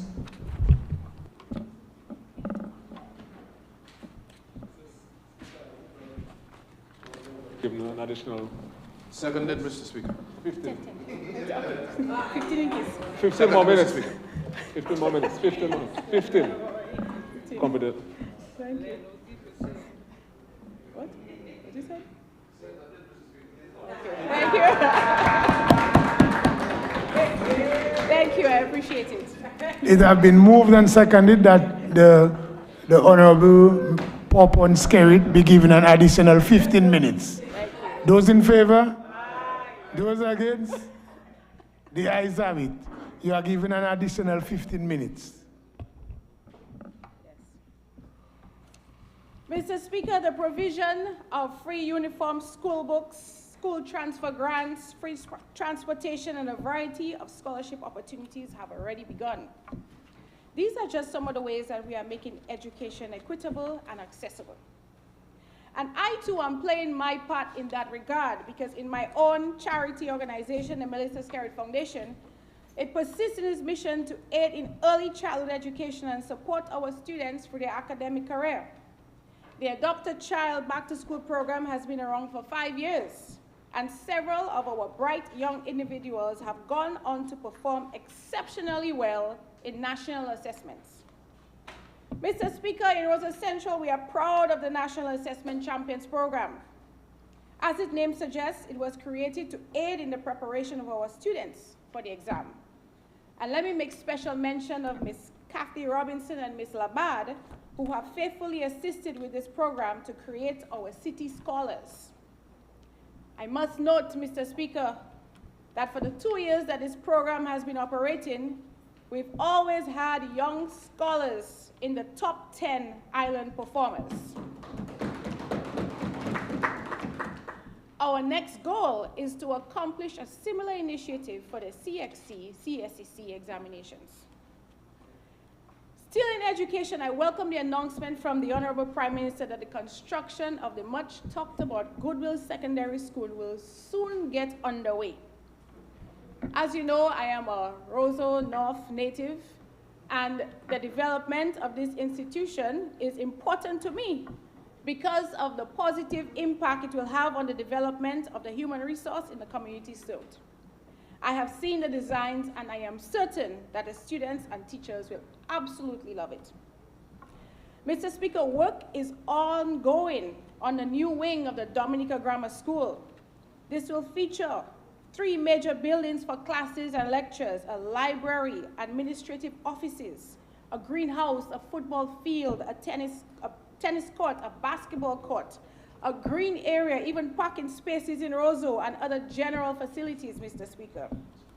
And I personally ensured that I was privy to the design and specifically requested that classrooms be up to international standards with modern designs which are technologically adaptable.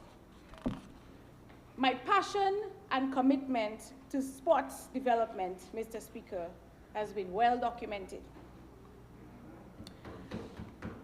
I strongly believe that sports help to instill discipline, manners, character, maturity, team building, as well as leadership qualities in our youth. We saw the potential for sport tourism earlier this month with the international coverage of the cricket match at the Windsor Park.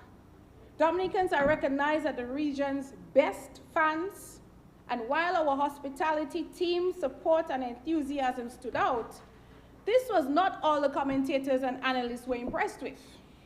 In fact, they were impressed with our facility. They say it's one of the best in the Caribbean, if not the best. Yes. And they were particularly shocked at our amazing ability to rebound after the effects of Hurricane Maria with world-class sporting infrastructure which bowled them over. We received similar assessments and reviews after the National Netball Tournament, which was also hosted earlier this year. I look forward, Mr. Speaker, to a similar resurgence of the sport of boxing here in Roseau Central, that which I am passionate about. Yes, I like to box. I have been working very closely with Mr. Job Joseph to revamp this sport, and we have secured the support of the Chinese government to revive boxing in the city with a new international boxing ring and the equipment. Wow, wow, wow. We are already seeing the fruits of this intervention, as later this year, Dominica will host the Caribbean Boxing Championships.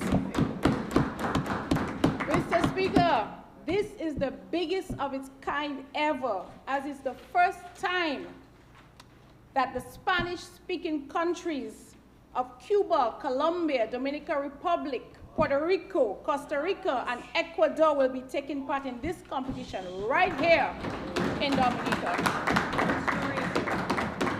Sports tourism, Mr. Speaker. Yes. I am also actively collaborating with several individuals and associations, including the Dominica Drafts Committee and the Chess Association. We recently hosted a successful draft competition, and I will be having talks with the Chess Association to assist in revamping the game. I encourage any other associations and individuals with constructive ideas to come forward. We are undeniably in the age of technology, the dynamic age of innovation and modernized thinking. And of course, Mr. Speaker, Dominica shall not be left behind. Oh, no. That is why I have started looking at esports.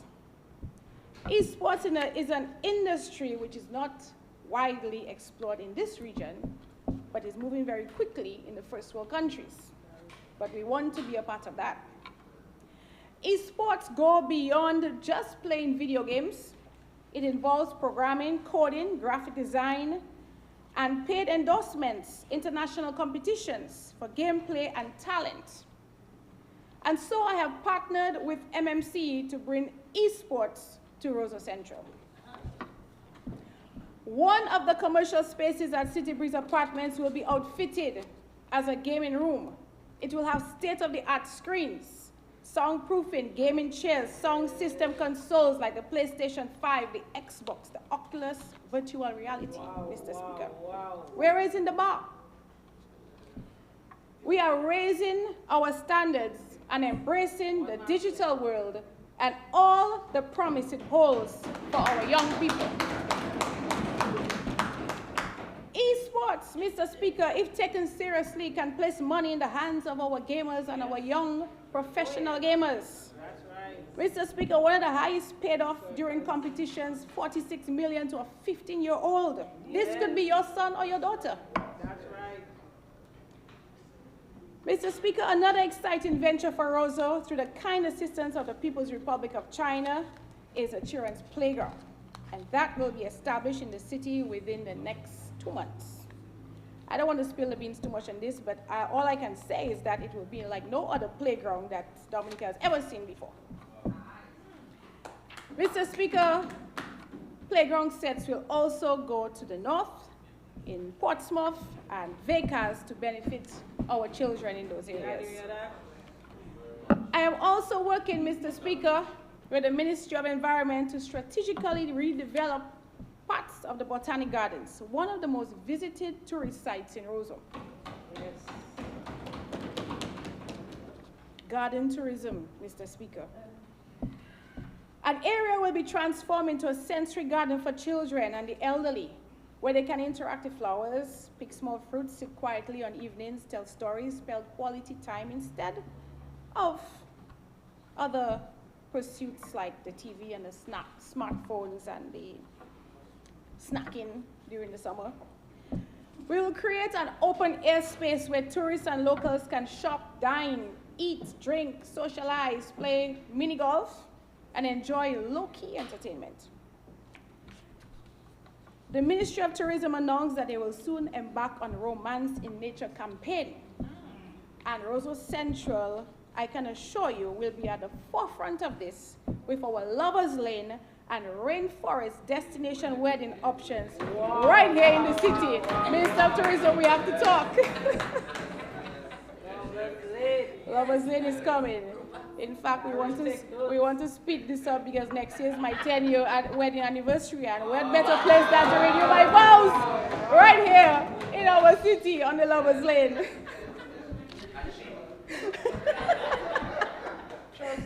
Lastly, Mr. Speaker, we're embarking on an innovative Paint the Tongue project.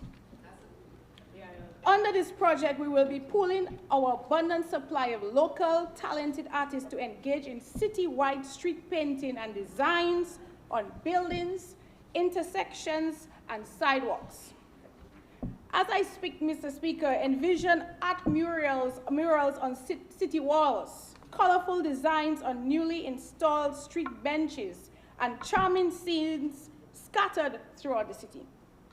This project will draw on the creativity of our local artists, giving them well-deserved attention and exposure on the local scene and further afield. Mr. Speaker, there's so much more I could talk about. Our plans for Roseau Central are indeed expansive. Everything done in Roseau considers the social and economic benefit of our citizens. And in keeping with this, we will host our 3rd annual Christmas lighting in Roseau Central later this year. This is a successful event which has grown exponentially each year. We also hope to host the highly requested Christmas Village and the Santa's Mall. Our previous Santa's Mall consisted of 60 business booths and employed 119 individuals.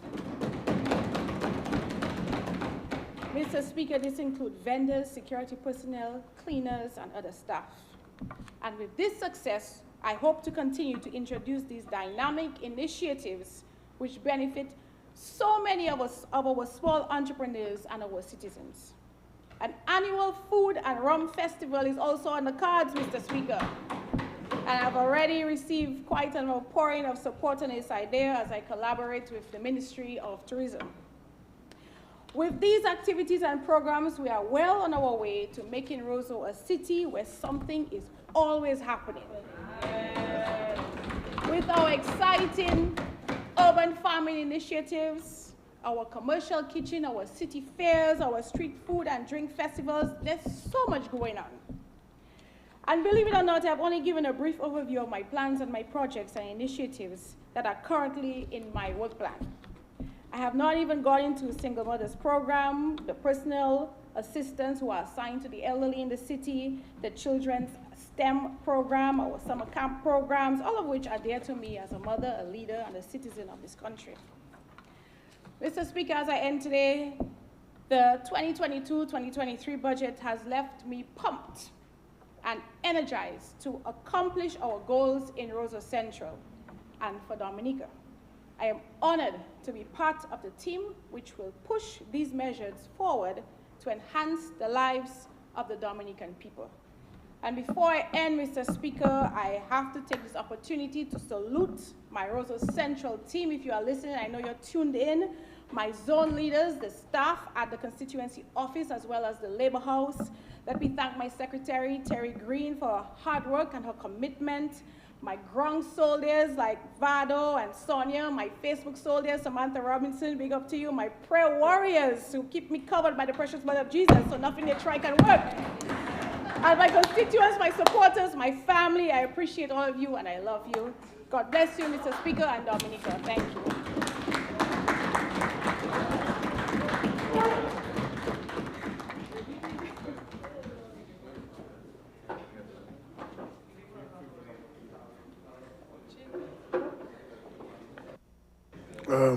I know you wanted to go because he stood up before you. No. So I recognize the Deputy Speaker. Honorable Senator, roll, proceed.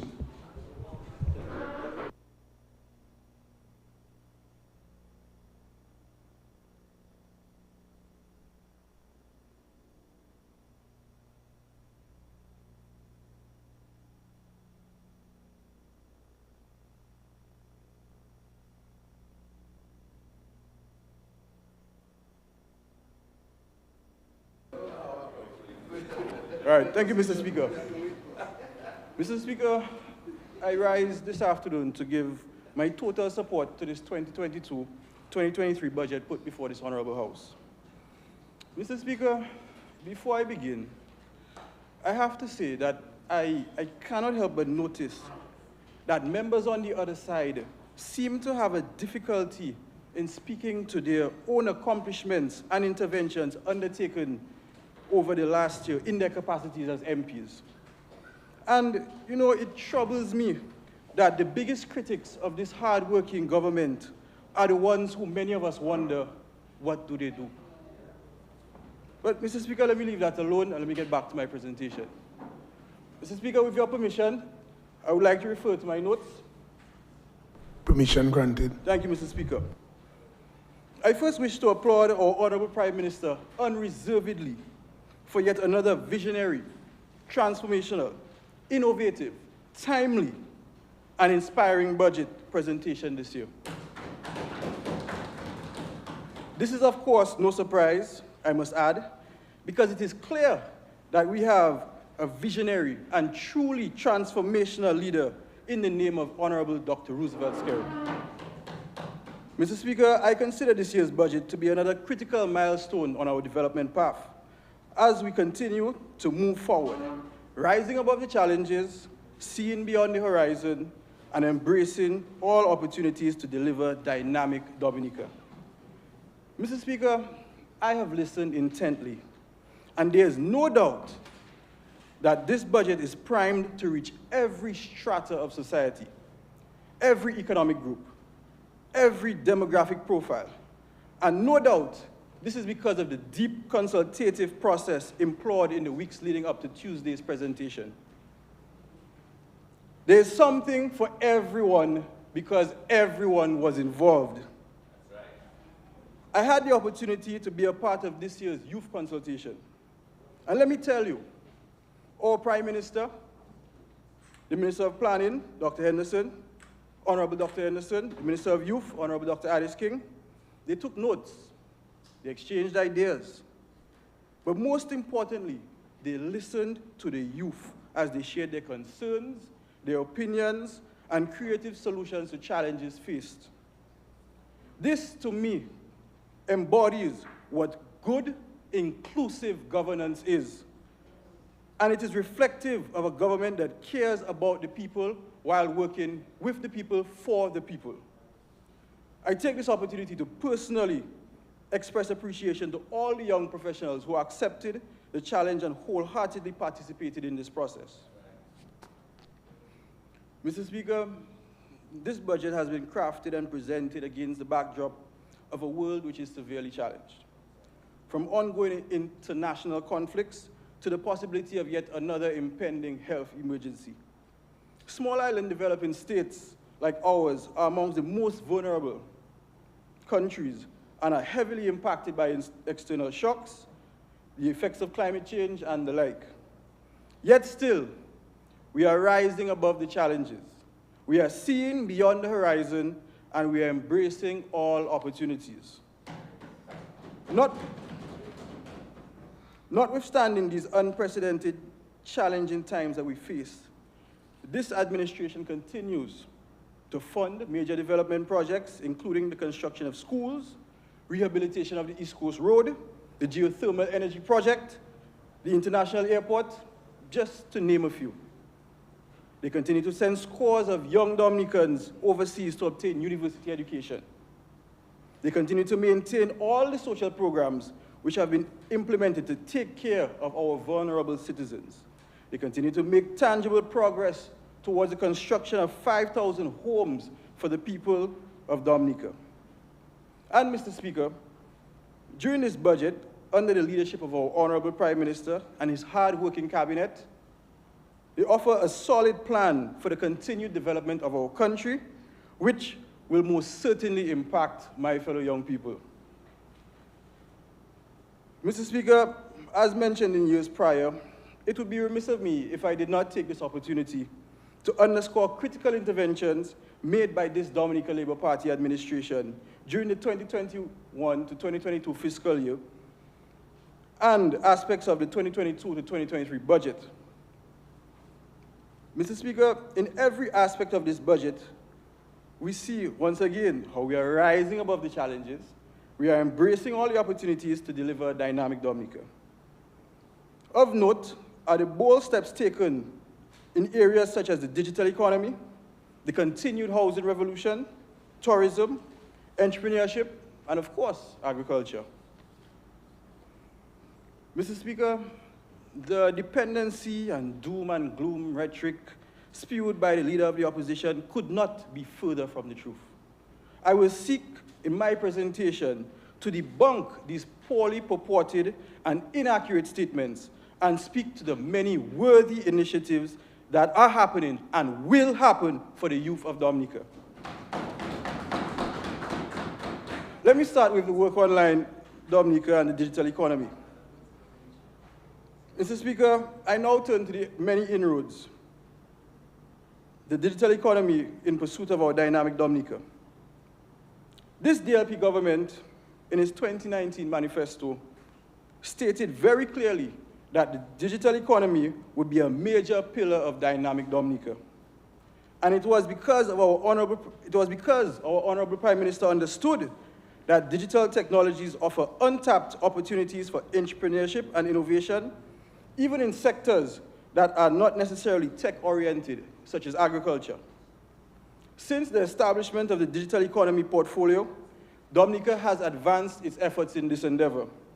I wish to make mention of the aggressive public education drive by the ministry, spearheaded by Honorable Laville and Mr. Robert Tong, coordinator of the digital economy. We also know of 15 innovation hubs which are to be constructed across Dominica.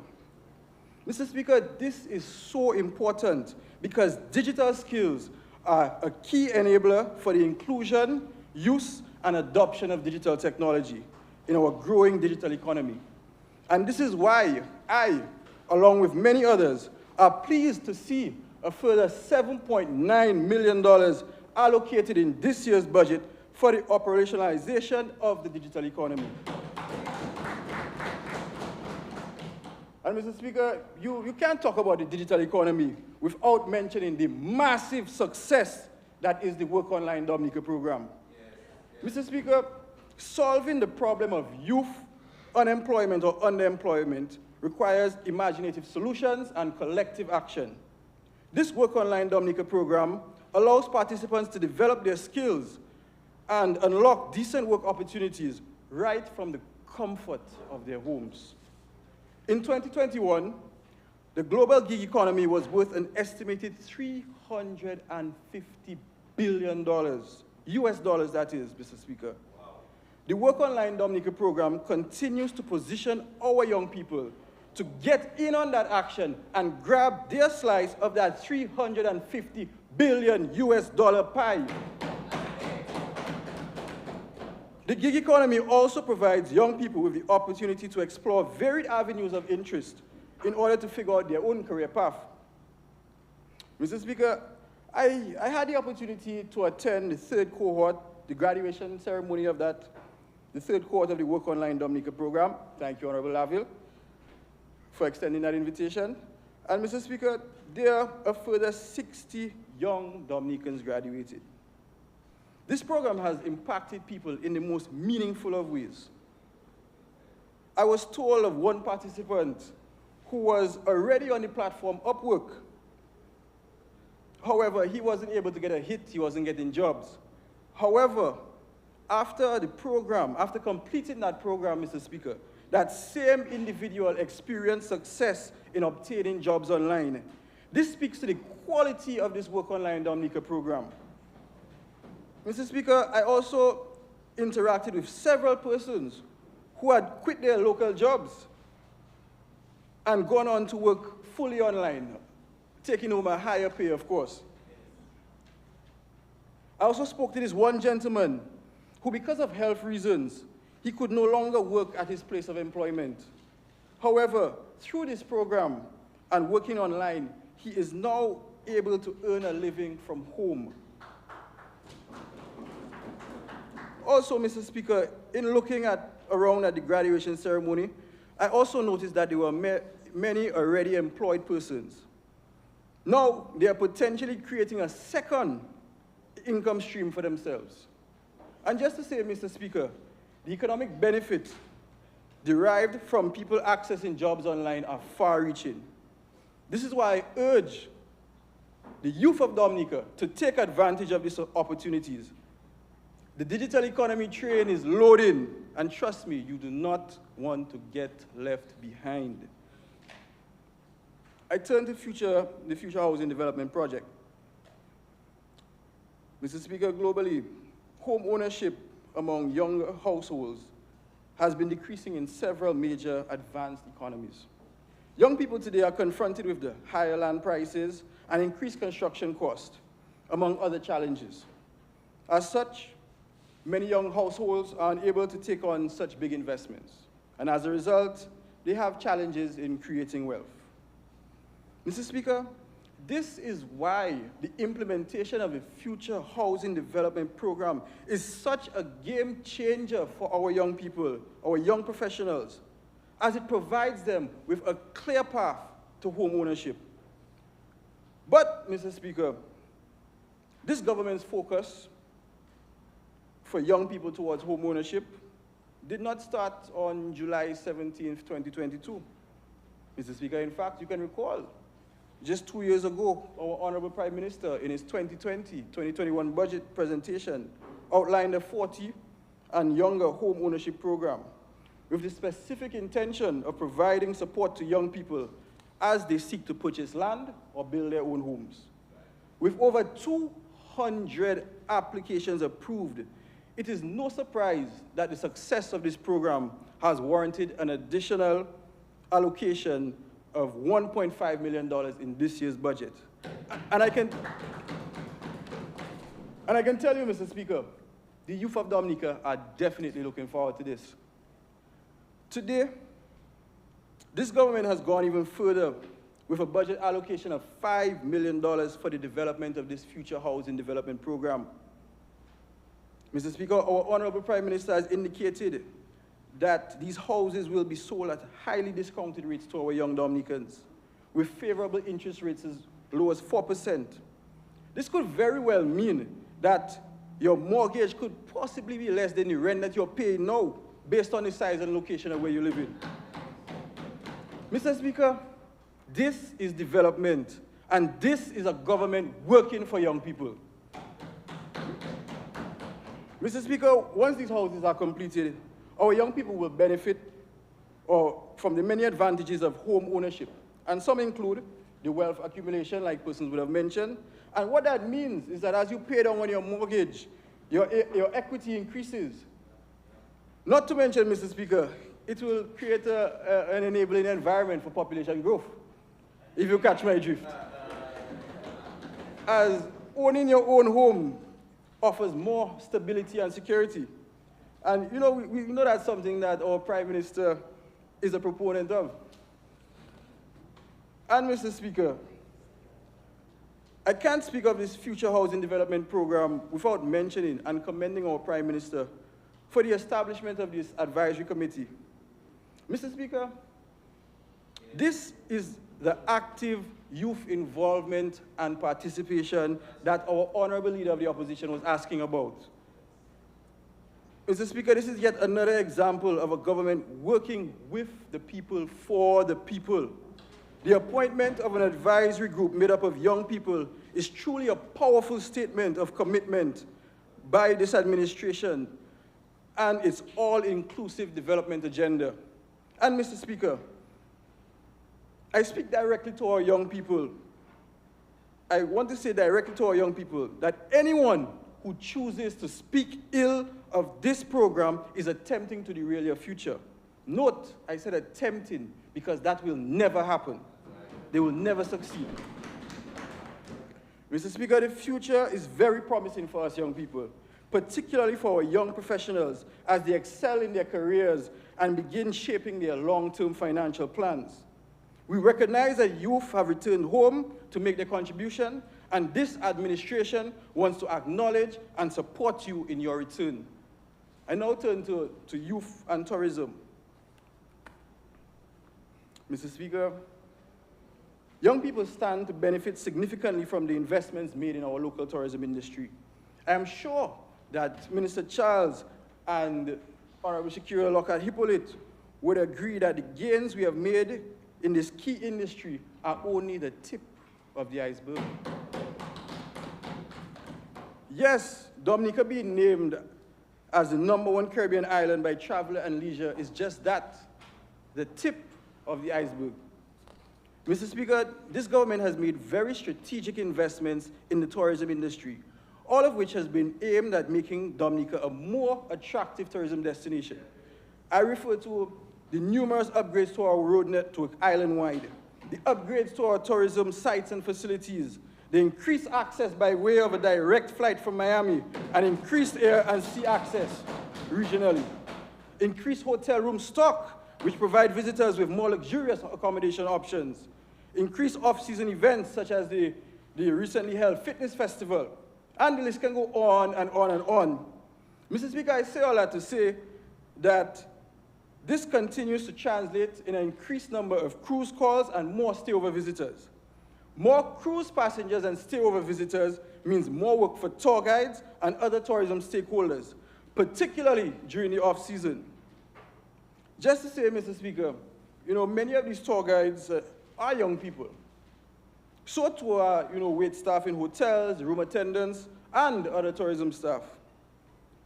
Mr. Speaker, this move towards transforming our 6-month industry in large measure to a robust, year-round industry will certainly impact the lives of many, including our tour guides and drivers. As a former tour guide myself, I can definitely appreciate this trust in our tourism industry. Mr. Speaker, one can only imagine what our tourism landscape will look like once our international airport is constructed. And Mr. Speaker, this is a very forward-thinking government. And to support the arrival of our international airport, we see a budget allocation of $500,000 for the Tourism Hospitality Institute development. And this will only further enhance the ability of our tour guides, vendors, and other stakeholders to provide top quality customer service to our visitors in Dominica. Mr. Speaker, I turn to youth development and entrepreneurship. Mr. Speaker, this Dominica Labour Party government continues to empower our young people through skills development.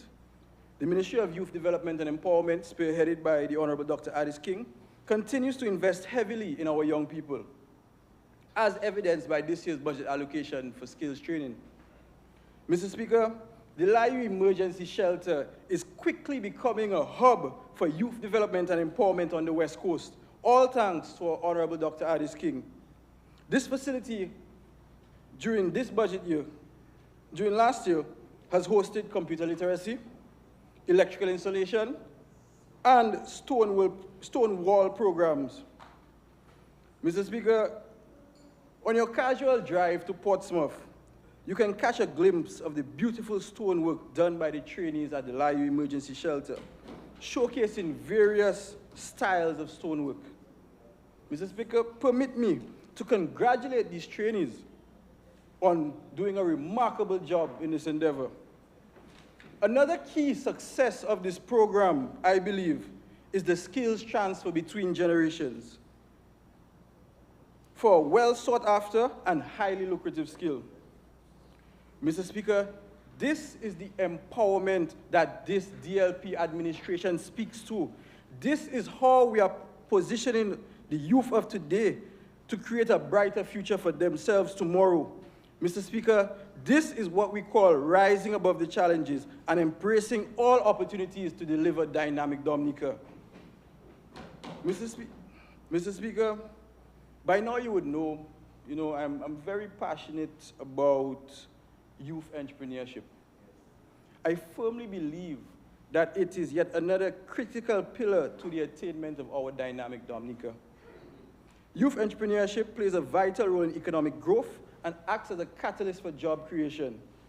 It was Abraham Lincoln who said, "The best way to predict your future is to create it."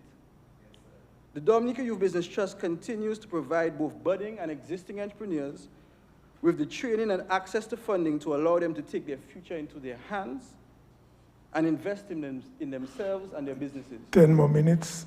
Thank you, Mr. Speaker. The Trust is truly happy to support young entrepreneurs as we strive to turn young job seekers into job creators. Mr. Speaker, it is quite clear that this government has the youth of Dominica high on its agenda. In January of this year, our Honorable Prime Minister would have committed $1 million to the DYBT. Today, we see that $1 million reflected in this budget. Mr. Speaker, a promise made and a promise kept to the young entrepreneurs of Dominica. This budget allocation will strengthen the operations of the DYBT to continue extending its capacity building programs in rural areas. This decentralized approach has enabled the DYBT to reach more entrepreneurs and assist in the cultivation of an entrepreneurial mindset. This budget allocation will also provide access to financing by way of a loan guarantee facility to entrepreneurs. Mr. Speaker, at this point, I take this opportunity to recognize the entire DYBT team, Mrs. Diane Larond, Mr. Emon Gibbons, Ms. Julianne Charles, and Ms. Brittany Williams, for their long hours, dedication, and phenomenal team spirit. I thank you all. Mr. Speaker, the services provided by the DYBT lend well to this administration's overall bolstering of the entrepreneurial ecosystem. The expansion of services provided by the Small Business Support Unit, including the processing of fiscal incentive licenses, will certainly increase visibility and uptake by local entrepreneurs. This, coupled with the $27.8 million loan facility at the Aid Bank, will surely continue to support an enabling environment for the SME sector.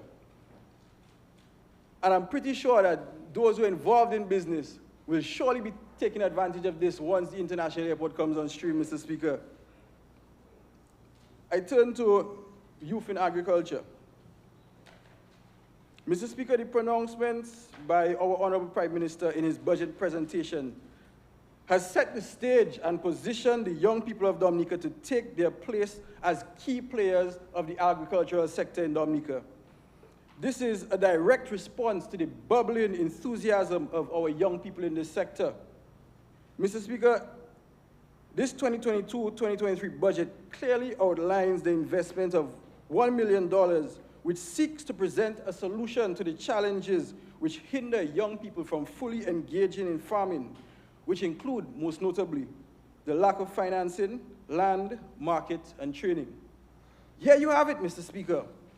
A plan to provide grants for startup, labor, and other incentives, which will surely spur even more interest in this sector. Mr. Speaker, young people are arguably at a more advantageous position, given that they are better able to embrace technology in agriculture. I believe that the introduction of technology is pivotal to the transformation of this sector and can lead to higher crop productivity, increased profits, and better utilization of inputs and resources. Through the agricultural industry and this government's focus on the sector, young people have the potential to secure a sustainable and promising future for themselves and their families, and ultimately contribute to the attainment of this country's target of $700 million contribution to GDP by 2030. Mr. Speaker, again, this is what we call rising above the challenges, embracing all opportunities to deliver our dynamic Dominica. Mr. Speaker, when you pair this initiative with the improvement of farm access roads across the length and breadth of this country, you can clearly see that agriculture is going places. I mean, just look at the ongoing rehabilitation of the Layu Valley Road, a road which serves as a gateway to many farms in the area and is being championed by the parliamentary representative, Honorable Dr. Addis King. This will certainly bode well for our young people who want to get involved or are already involved in agriculture. Mr. Speaker, as I close, I must say that the track record of this Dominica Labour Party government speaks for itself. This government has been working for us young people. This all-inclusive development agenda is clear. The plans, the programs, the policies put forward tell me that our Prime Minister and this government have our back.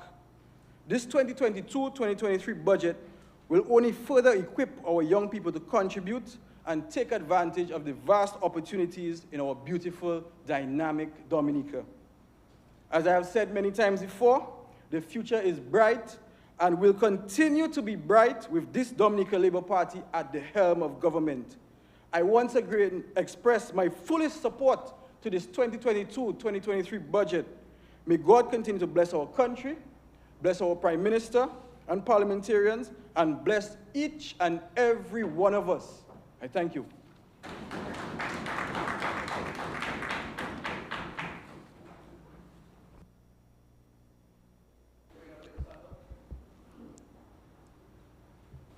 I recognize the the member for Roseau South, Honorable Hippolyte.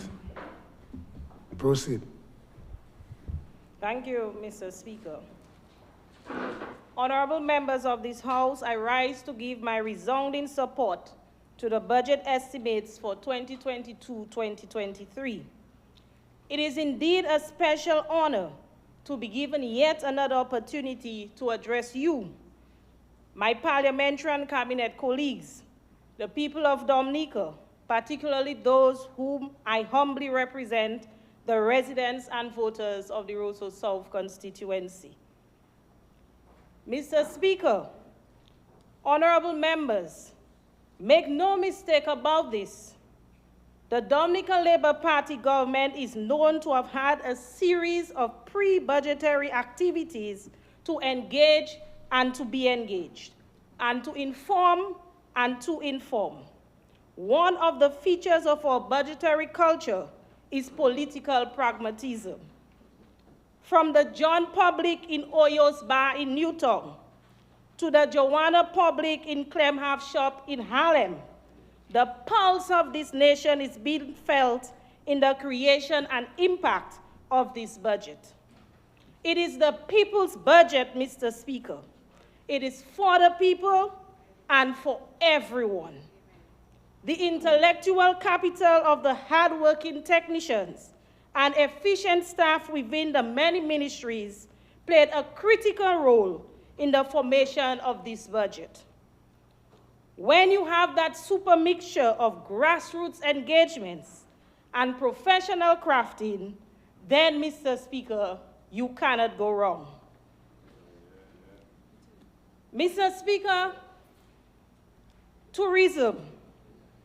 I want to take us back a bit to memory lane, Mr. Speaker.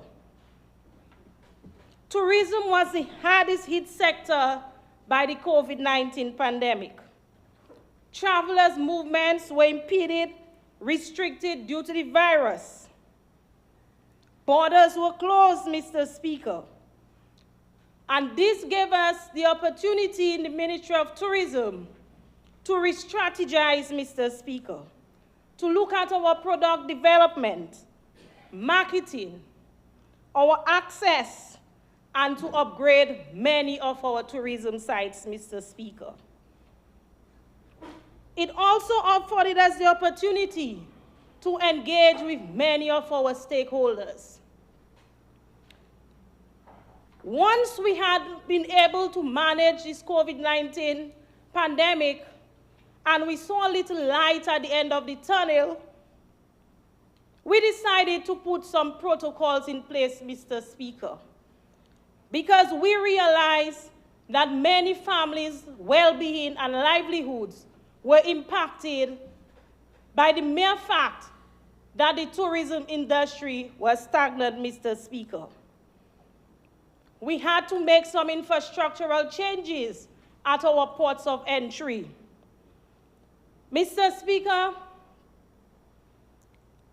when I hear the leader of the opposition say in this honorable House that tourism is on its knees, Mr. Speaker, I wonder what is he talking about. Mr. Speaker, we have direct flights now from Miami to Dominica, Mr. Speaker, and we're saying that tourism is on its knees, Mr. Speaker. Mr. Speaker, we are seeing increase in our room stock, Mr. Speaker. Secret Bay is increasing its room stock, Mr. Speaker. Jungle Bay is increasing its room stock, Mr. Speaker. We have Tranquility Beach, Tranquility Hotel under construction, Mr. Speaker. And I must mention in my own constituency, at Lale Coco, Ocean Edge Hotel being constructed, Mr. Speaker. Is that means that tourism is on its knees, Mr. Speaker? I know all these developers of these hotels, and they won't invest in anything that will not bring returns to them. They are seeing that tourism is moving from lips and bungs, Mr. Speaker. Mr. Speaker, there are many in this House that like to speak about patriotism and being patriotic Dominican, Mr. Speaker. But we must not only talk patriotism, Mr. Speaker, we must act patriotic. And Mr. Speaker, instead the leader of the opposition takes a picture of him being on a treadmill with his dog, Mr. Speaker, and posting on Facebook. What he should do is go to Champagne Beach in Soufriere and take a picture with Donnie and post it on social media to promote tourism. He needs to visit the called Soufriere, Mr. Speaker. Take a picture and send on Instagram, Mr. Speaker. That is what the leader of the opposition needs to do to promote tourism in this country.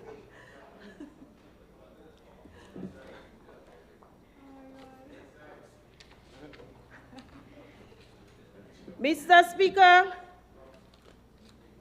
we have seen the increase in our cruise calls for last year. And even this week, Mr. Speaker, we saw the Disney Fantasy Cruise Line on our shores, Mr. Speaker. Is tourism on its knees?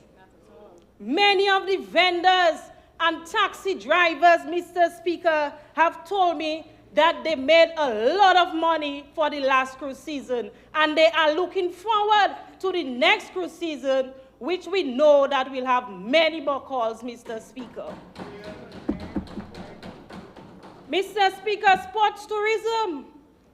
We have heard several members of this House speak about the West Indies Bangladesh T20 match, Mr. Speaker. Matches, Mr. Speaker. And my dear friend just walked in. I'm sorry I have to refer to him. But the member for Parliament for Salisbury was at that match, Mr. Speaker. I saw him on the Sunday.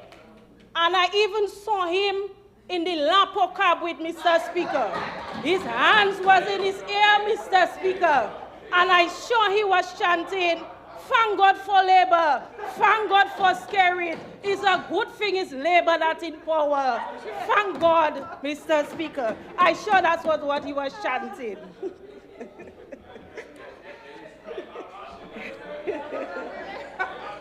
Mr. Speaker, so tourism is moving places, Mr. Speaker. And I really want to thank many of the stakeholders, the DHTA, the DAIC, our hardworking permanent secretary, Ms. Lisa Valmont, the CTO, the staff of the Ministry of Tourism, the CEO for the port, Mr. Badwell and his staff, the CEO for DDA, Colin Piper and his staff, Mr. Speaker, and the most important person who is at the helm of tourism, Honorable Dennis Charles, Mr. Speaker. Mr. Speaker, this minister has a passion for tourism, and she has been moving mountains, Mr. Speaker, in the ministry. And while I'm on my feet, Mr. Speaker, I want to congratulate her on her chairmanship for the OECS Ministers' Council, Ministry of Tourism, Mr. Speaker. And I got the opportunity firsthand to witness her at work, Mr. Speaker. And it appeared that Honorable Charles have been there for about 5 years, Mr. Speaker. Mr. Speaker,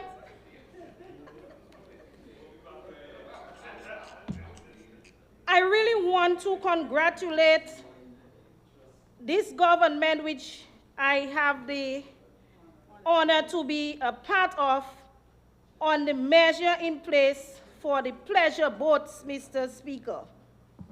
This exciting new announcement by the Prime Minister for the yachting and pleasure craft sector, which will be effective from September 1, 2022, by removing all duties, taxes, and levies on pleasure crafts imported to Dominica, will be removed.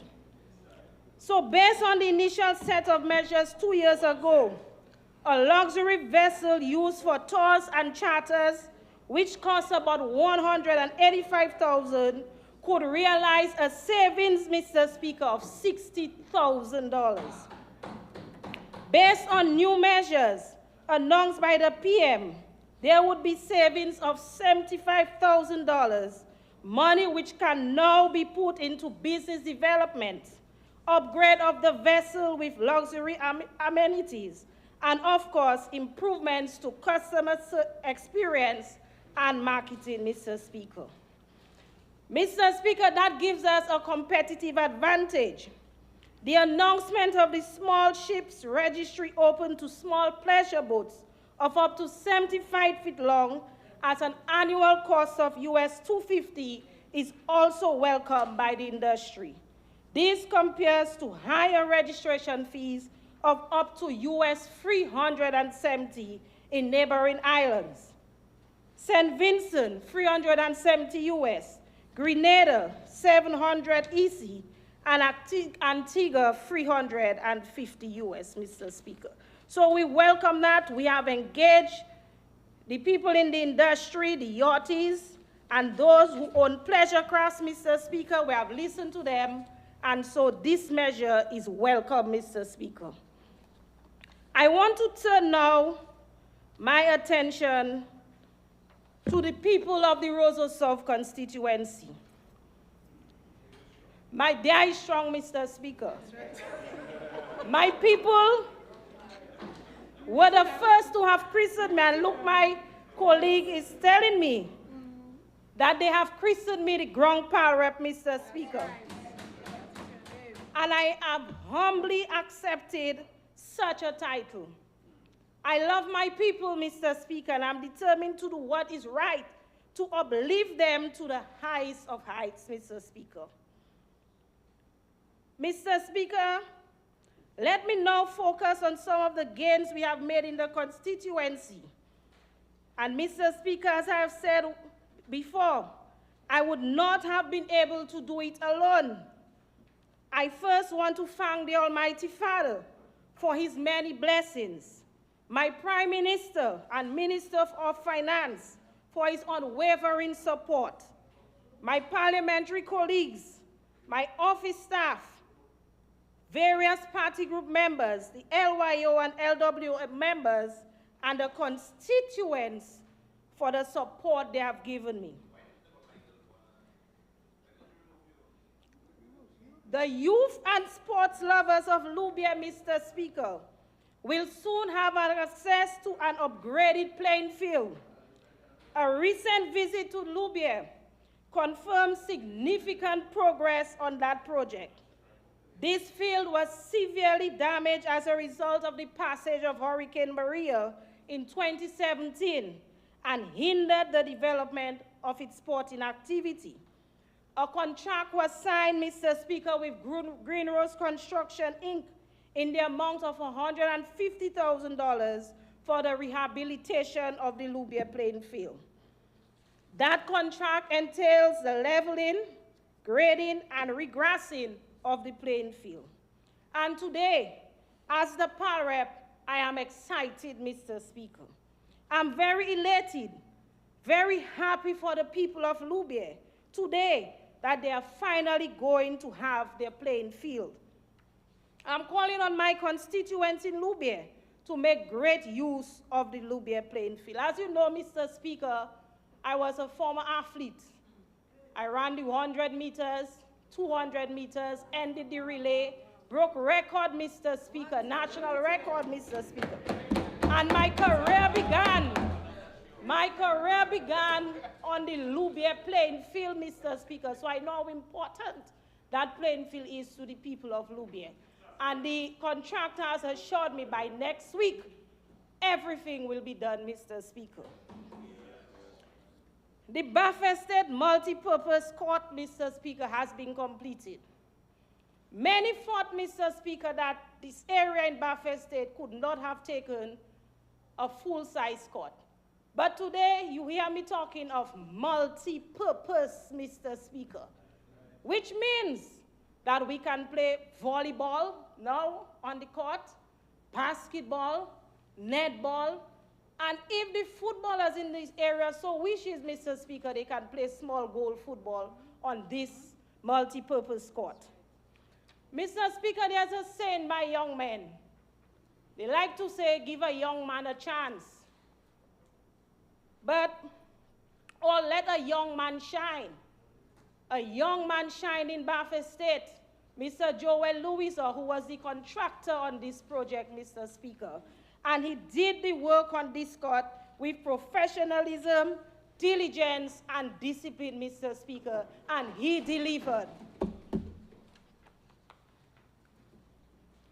Mr. Speaker, I also want to thank Sugar John Inc. and Tranquility for the purchase of the reversible rims, costing $23,000, Mr. Speaker. We will also see the lighting of the basketball court in this next financial year, Mr. Speaker. And we have already purchased the lights for the multi-purpose court at Baffin State. We have also built a free-on-free, you have heard of free-on-free basketball, Mr. Speaker, which the Member of Parliament for Roseau Central brought to Roseau some time ago. And as a sports person, I inquired what is free-on-free. I've never heard of free-on-free, but it seems to be the hottest thing in basketball now, Mr. Speaker. So I followed suit, and I do not want the constituents of Roseau South to be left behind. So in Kings Hill, we cannot get a full court, but we were able to get a free-on-free basketball court, Mr. Speaker. And what is important and fundamental is that this court was built by the young people of Kings Hill, Mr. Speaker. Our housing, Mr. Speaker. Roseau South people are here in houses being built in all constituencies, Mr. Speaker. But we have challenges, Mr. Speaker, in Roseau South. Government does not have land, and we have to purchase land, and we have been looking, Mr. Speaker. I've been walking from street to street, block to block, hamlet by hamlet, village by village, looking for land for my people for housing, Mr. Speaker. And I won't stop because I'm the ground parrot, Mr. Speaker. Right. So I won't stop until we get housing for the people of Roseau South. I can tell the people today that we have cleared the lands at Houghton Estate in Egliston. But because of the soil type, Mr. Speaker, we are now doing the retaining walls. But all 16 contractors have signed their contracts to build this housing, Mr. Speaker, for the people of Roseau South. And these will be 3-bedroom, standalone homes, Mr. Speaker. And all local. We have heard so many times the opposition lament about local contractors. But we have been utilizing local contractors, and local contractors will be building these homes in Egliston, Mr. Speaker. We'll be utilizing our plumbers, our carpenters, our electricians from all over the constituency, Mr. Speaker, to ensure that these homes are built properly, Mr. Speaker. Roseau South has not been left behind in terms of housing, Mr. Speaker, because we have, under the World Bank funded program, Mr. Speaker, 12 homes have been approved for the people of Roseau South, and 4 of them have been completed thus far in the areas of Baffin State, Kings Hill, and Girodale, Mr. Speaker. Mr. Speaker, we are taking a phased approach to the housing development in the Roseau South constituency. We still continue through local funds to construct roofs for the people, because there are still people who do not have roofs over their heads post-Hurricane Maria, Mr. Speaker. Mr. Speaker, Rome wasn't built in a day, but it was built anyway, Mr. Speaker. Mr. Speaker, we saw a pre-show in Girodale, Egliston, and Shaflu. Really flower show, Mr. Speaker. And the government of Dominica in this year's budget has pledged a yearly subvention of $100,000 towards the annual hosting of the Girodale Egliston Flower Show, Mr. Speaker. Honorable member, you have 10 more minutes. Thank Thank you, Mr. Speaker. And an additional 15 minutes. Seconded, Mr. Speaker. It has been moved and seconded that the honorable member be given an additional 10 minutes? 15? 15 minutes to complete her presentation. Mr. Speaker, I expected the honorable member for Salisbury to have seconded. Those in favor? Those against? The ayes have it. Honorable member, you may continue. Thank you. Mr. Speaker, the people of Girodel Egliston felt the economic impact of the pre-show of the flower show, which was held some time ago, Mr. Speaker. And some people felt that it was the real flower show. So when it wasn't. It wasn't. And if you have to see the real flower show, Mr. Speaker, boy. They're waiting, Mr. Speaker, for that. And not only the people of Jordan and Egliston, but the entire Dominica. I saw people from Woodford Hill, from Penville, from Calibishi, from all over Dominica visited Jordan. And Mr. Speaker, they should not be afraid, because if we do not have enough space, we'll create space for the people, Mr. Speaker. Mr. Speaker, the people of Rosersop also benefited in small business. $91,000, Mr. Speaker, to 18 beneficiaries of the Rosersop constituency, Mr. Speaker, benefited from small business grants at the small business unit, Mr. Speaker. We will not be left behind in education, Mr. Speaker. Several tablets, laptops were given to the children of the Rosersop constituency, Mr. Speaker.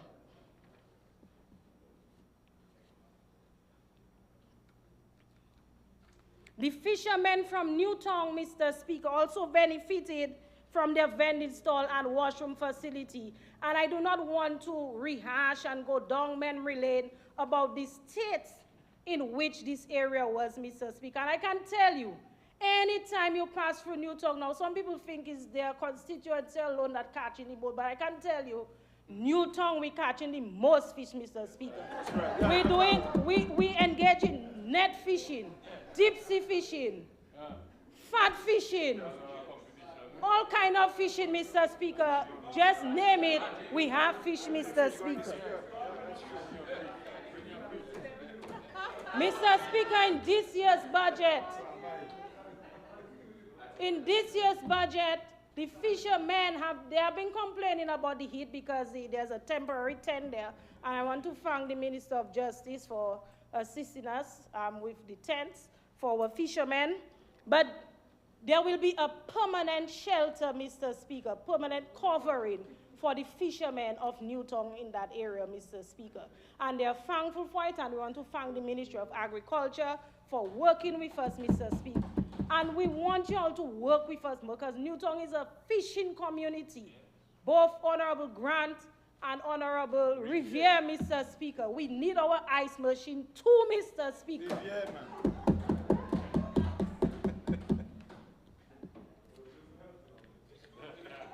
Mr. Speaker, ice. We need ice. More ice, Mr. Speaker. Now, I heard the honorable member for Salisbury. I mean, he has to boast, you know, Mr. Speaker, about his area and a lot of sports being played, but we are the mecca of sports in Dominica, Mr. Speaker. And Harlem is the mecca of football, Mr. Speaker. And we lost our lights during Hurricane Maria. But I can tell the people of Newtown today, Mr. Speaker, that have gotten the commitment from the Lottery Commission to have their lights installed, Mr. Speaker. And they will see that in this next financial year, Mr. Speaker. Mr. Speaker, many have told me don't talk about it, but I have to talk about it because I must talk about it. We have to talk about things that are affecting the people of this country, Mr. Speaker. The Emsall Bridge, Mr. Speaker. And people are asking me if it's not in the estimate. Mr. Speaker, it is there. It is there in the estimates, $10.5 million for the Emsall Bridge, Mr. Speaker. And I won't rest, I won't stop until I see the people of Emsall get their bridge.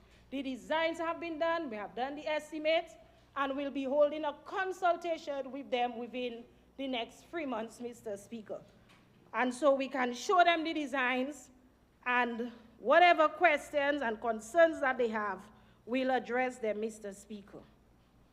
Now, we heard the Prime Minister speak to the digital economy and the innovation hub, Mr. Speaker. I am pleased to inform the people of the Newtown area that the main digital hub will be in Newtown, Mr. Speaker. We are going to renovate the old Newtown preschool, Mr. Speaker, and this will enable many of those who want to develop their apps and different softwares. They can do so there. We will have training, Mr. Speaker. We held a consultation with our 70 and over, 50 and over last week, and they were quite impressed by the number of things that you could do online. Some of them did not know that you could pay your bills online, your dorm-like instead of standing in the long hot sun, and many of them have asked us for training, Mr. Speaker. So we welcome that venture in Roseau South, Mr. Speaker. Mr. Speaker, in conclusion,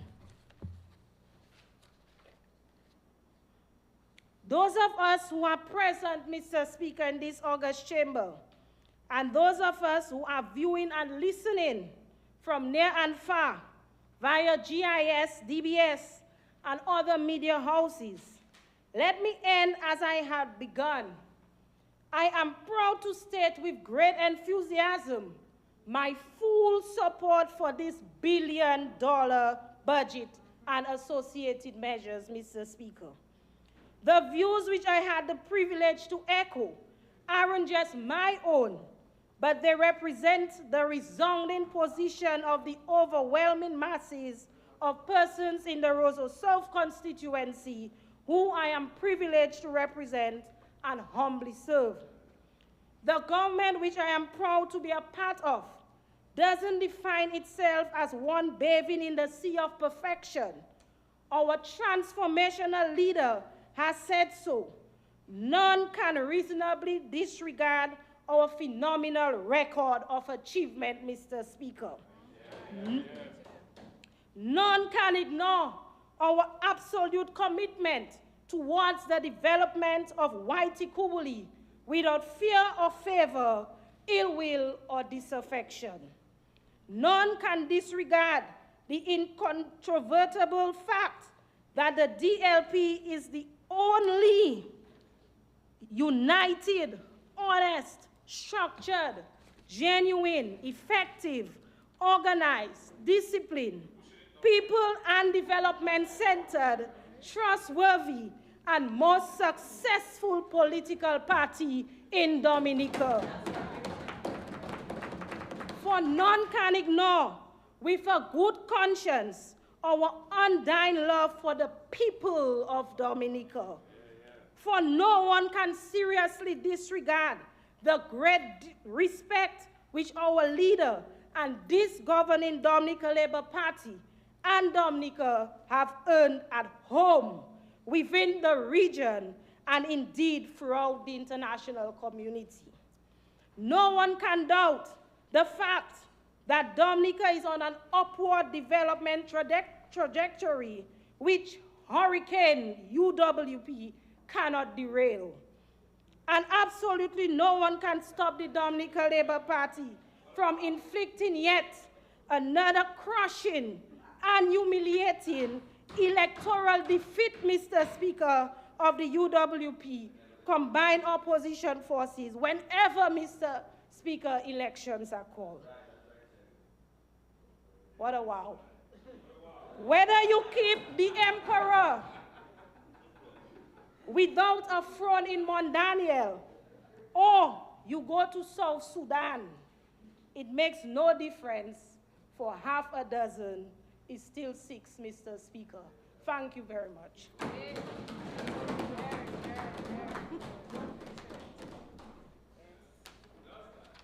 Who does that? Come on.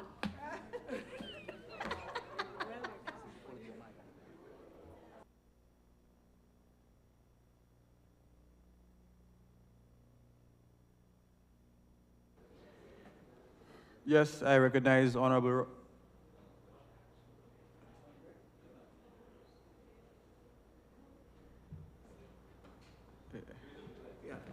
Mr. Speaker, I move that this House be suspended until 6:30. Huh? No, man.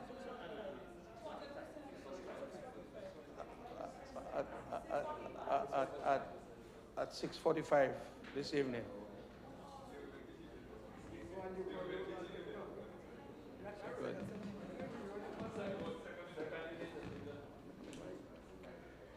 It has been moved and seconded that this Honorable House be suspended until 6:45 this evening. Those in favor? Those against? The ayes have it. This House stands suspended until 6:45.